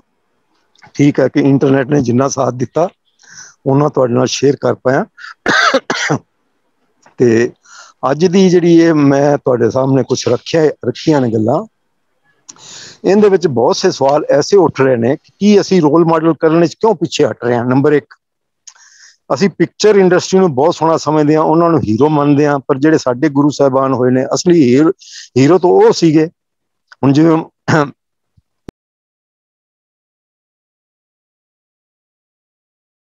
ਜਿਹੜੀ ਸ਼ਾਦੀ ਹੁੰਦੇ ਵੀ ਆਪਣੇ ਆਪ ਨੂੰ ਫਿਜ਼ੀਕਲ ਰਿਲੇਸ਼ਨ ਤੋਂ ਪਰਹੇਜ਼ ਕਰਦੀ ਰਹੀ, ਉਹਦੇ ਵਿੱਚ ਵੀ ਦੇਖੋ ਕਿੰਨੀ ਵੱਡੀ ਹਿੰਮਤ ਹੋਏਗੀ, ਕਿੰਨੀ ਵੱਡੀ ਹੀਰੋਇਨ ਸੀਗੀ। ਤੇ ਅਸੀਂ ਜਿਹੜੇ ਸਾਡੇ ਰੀਅਲ ਹੀਰੋ ਨੇ ਉਹਨਾਂ ਨੂੰ ਸਮਝਣ ਦੀ ਕੋਸ਼ਿਸ਼ ਕਰੀਏ, ਤੇ ਉਹਨਾਂ ਦੇ ਜਿਹੜੇ ਚਿੰਨ੍ਹ ਛੱਡ ਕੇ ਗਏ ਨੇ, ਜਿਹੜੇ ਮਾਰਗਦਰਸ਼ਨ ਸਾਨੂੰ ਦੇ ਕੇ ਗਏ ਨੇ, ਉਹਨਾਂ ਤੇ ਚੱਲਣ ਦੀ ਅਸੀਂ ਆਪਣੇ ਅੰਦਰ ਹਿੰਮਤ ਪੈਦਾ ਕਰੀਏ, ਤੇ ਉਹਦੇ ਵਾਸਤੇ ਪ੍ਰਭੂ ਦੀ ਅਸੀਂ ਗ੍ਰੇਸ ਲੈਣ ਦੀ ਕੋਸ਼ਿਸ਼ ਕਰੀਏ। ਜੇ ਅਸੀਂ ਗ੍ਰੇਸ ਤਾਂ ਹੀ ਸਾਨੂੰ ਮਿਲ ਸਕਦੀ ਜੇ ਉਹਦੇ ਹੁਕਮ ਦੇ ਅਨੁਸਾਰ ਚੱਲਦੇ ਹਾਂ, ਉਹਦੇ ਭਾਣੇ ਚੱਲਦੇ ਹਾਂ। ਤੇ ਜੇ ਅਸੀਂ ਭਾਣੇ ਨਹੀਂ ਚੱਲਦੇ ਤੇ ਸਾਨੂੰ ਪ੍ਰਭੂ ਦੀ, ਗੁਰੂ ਦੀ ਗ੍ਰੇਸ ਵੀ ਨਹੀਂ ਮਿਲ ਸਕਦੀ, ਬਲੈਸਿੰਗ ਵੀ ਨਹੀਂ ਮਿਲ ਸਕਦੀ। ਤੇ ਇਸੇ ਕਰਕੇ ਅਗਰ ਅਸੀਂ ਗੁਰੂ ਨੂੰ ਮਿਲਣਾ ਹੈ, ਪ੍ਰਭੂ ਨੂੰ ਮਿਲਣਾ ਹੈ, ਪਰਮੇਸ਼ਵਰ ਨਾਲ ਇੱਕ ਹੋਣਾ ਜ਼ਿੰਦਗੀ ਦੇ ਵਿੱਚ, ਗੋਬਿੰਦ ਨੂੰ ਮਿਲਣਾ ਹੈਗਾ, ਤੇ ਸਾਨੂੰ ਹੁਕਮ ਦੇ ਅਨੁਸਾਰ ਚੱਲਣਾ ਪਏਗਾ। ਔਰ ਉਹ ਜਿਹੜੀ ਚਾਬੀ ਹੈ ਪ੍ਰਭੂ ਨੂੰ ਮਿਲਣ ਦੀ, ਉਹ ਹੁਕਮ ਵਿੱਚ ਰੱਖੀ ਹੋਈ ਹੈ। ਤੇ ਜਿਹੜੀ ਬਾਣੀ 'ਚ ਬਾਰ-ਬਾਰ ਲਿਖਿਆ ਕਿ ਸੰਤਨ ਹੱਥ ਰੱਖੀ ਚਾਬੀ, ਉਹ ਜਿਹੜੀ ਚਾਬੀ ਹੈ ਉਹ ਅਸਲ ਵਿੱਚ ਹੁਕਮ ਦੇ ਹੱਥ ਰੱਖੀ ਹੋਈ ਹੈ। ਔਰ ਜਿਹੜੇ ਸੱਚ ਜਿਹੜਾ ਸਾਡੇ ਅੰਦਰ ਬੈਠਾ ਹੈ, ਉਹ ਤੇ ਹੁਕਮ ਇੱਕੋ ਹੀ ਚੀਜ਼ ਨੇ, ਕਿਉਂਕਿ ਨਾਮ ਹੁਕਮ ਇੱਕੋ ਹੀ ਗੱਲ ਹੈ। ਤੇ ਉਸ ਦੇ ਵਿੱਚ ਚਾਬੀ ਹੈ, ਉਹਦੇ ਅਨੁਸਾਰ ਚੱਲਣ ਵਿੱਚ, ਉਹਦੇ ਭਾਣੇ ਚੱਲਣ ਨਾਲ ਹੀ ਸਾਨੂੰ ਪ੍ਰਭੂ ਦੇ ਮਿਲਾਪ ਦੀ ਚਾਬੀ ਲਗਾ ਕੇ ਅਸੀਂ ਪ੍ਰਭੂ ਮਿਲਾਪ ਦਾ ਜਿਹੜਾ ਤਾਲਾ ਖੋਲ ਕੇ ਪ੍ਰਭੂ ਨਾਲ ਇੱਕਮਿਕ ਹੋ ਸਕਦੇ ਹਾਂ। ਤੇ ਉਸ ਦੇ ਦੁਆਰਾ ਹੀ ਸਾਡੇ 'ਚ ਹੋਮ ਹੈ ਜਿਹੜੀ ਆਟੋਮੈਟਿਕਲੀ ਖਤਮ ਹੋ ਜਾਏਗੀ, ਦੂਜਾ ਭਾਵ ਖਤਮ ਹੋ ਜਾਏਗਾ। ਡਰ, ਫਿਕਰ, ਗਮ ਜਿੰਨੀਆਂ ਚੀਜ਼ਾਂ ਨੇ ਮਨ ਦੁਆਰਾ ਪ੍ਰੋਡਿਊਸ ਕੀਤੀਆਂ ਗਈਆਂ ਨੇ, ਮਨ ਦੇ ਛੋਟੇ-ਮੋਟੇ ਕਰਮਾਂ ਦੁਆਰਾ ਕੀਤੀਆਂ ਗਈਆਂ, ਮਨ ਦੀ ਛੋਟੀ ਸੋਚ ਨਾਲ ਪੈਦਾ ਕੀਤੀਆਂ ਗਈਆਂ, ਉਹ ਸਾਰੀ ਖਤਮ ਹੋ ਸਕਦੀਆਂ। ਤੋ ਇਹਨਾਂ ਗੱਲਾਂ ਦੇ ਨਾਲ ਮੈਂ ਤੁਹਾਡੇ ਤੋਂ ਆਗਿਆ ਲਵਾਂਗਾ, ਕਿਉਂਕਿ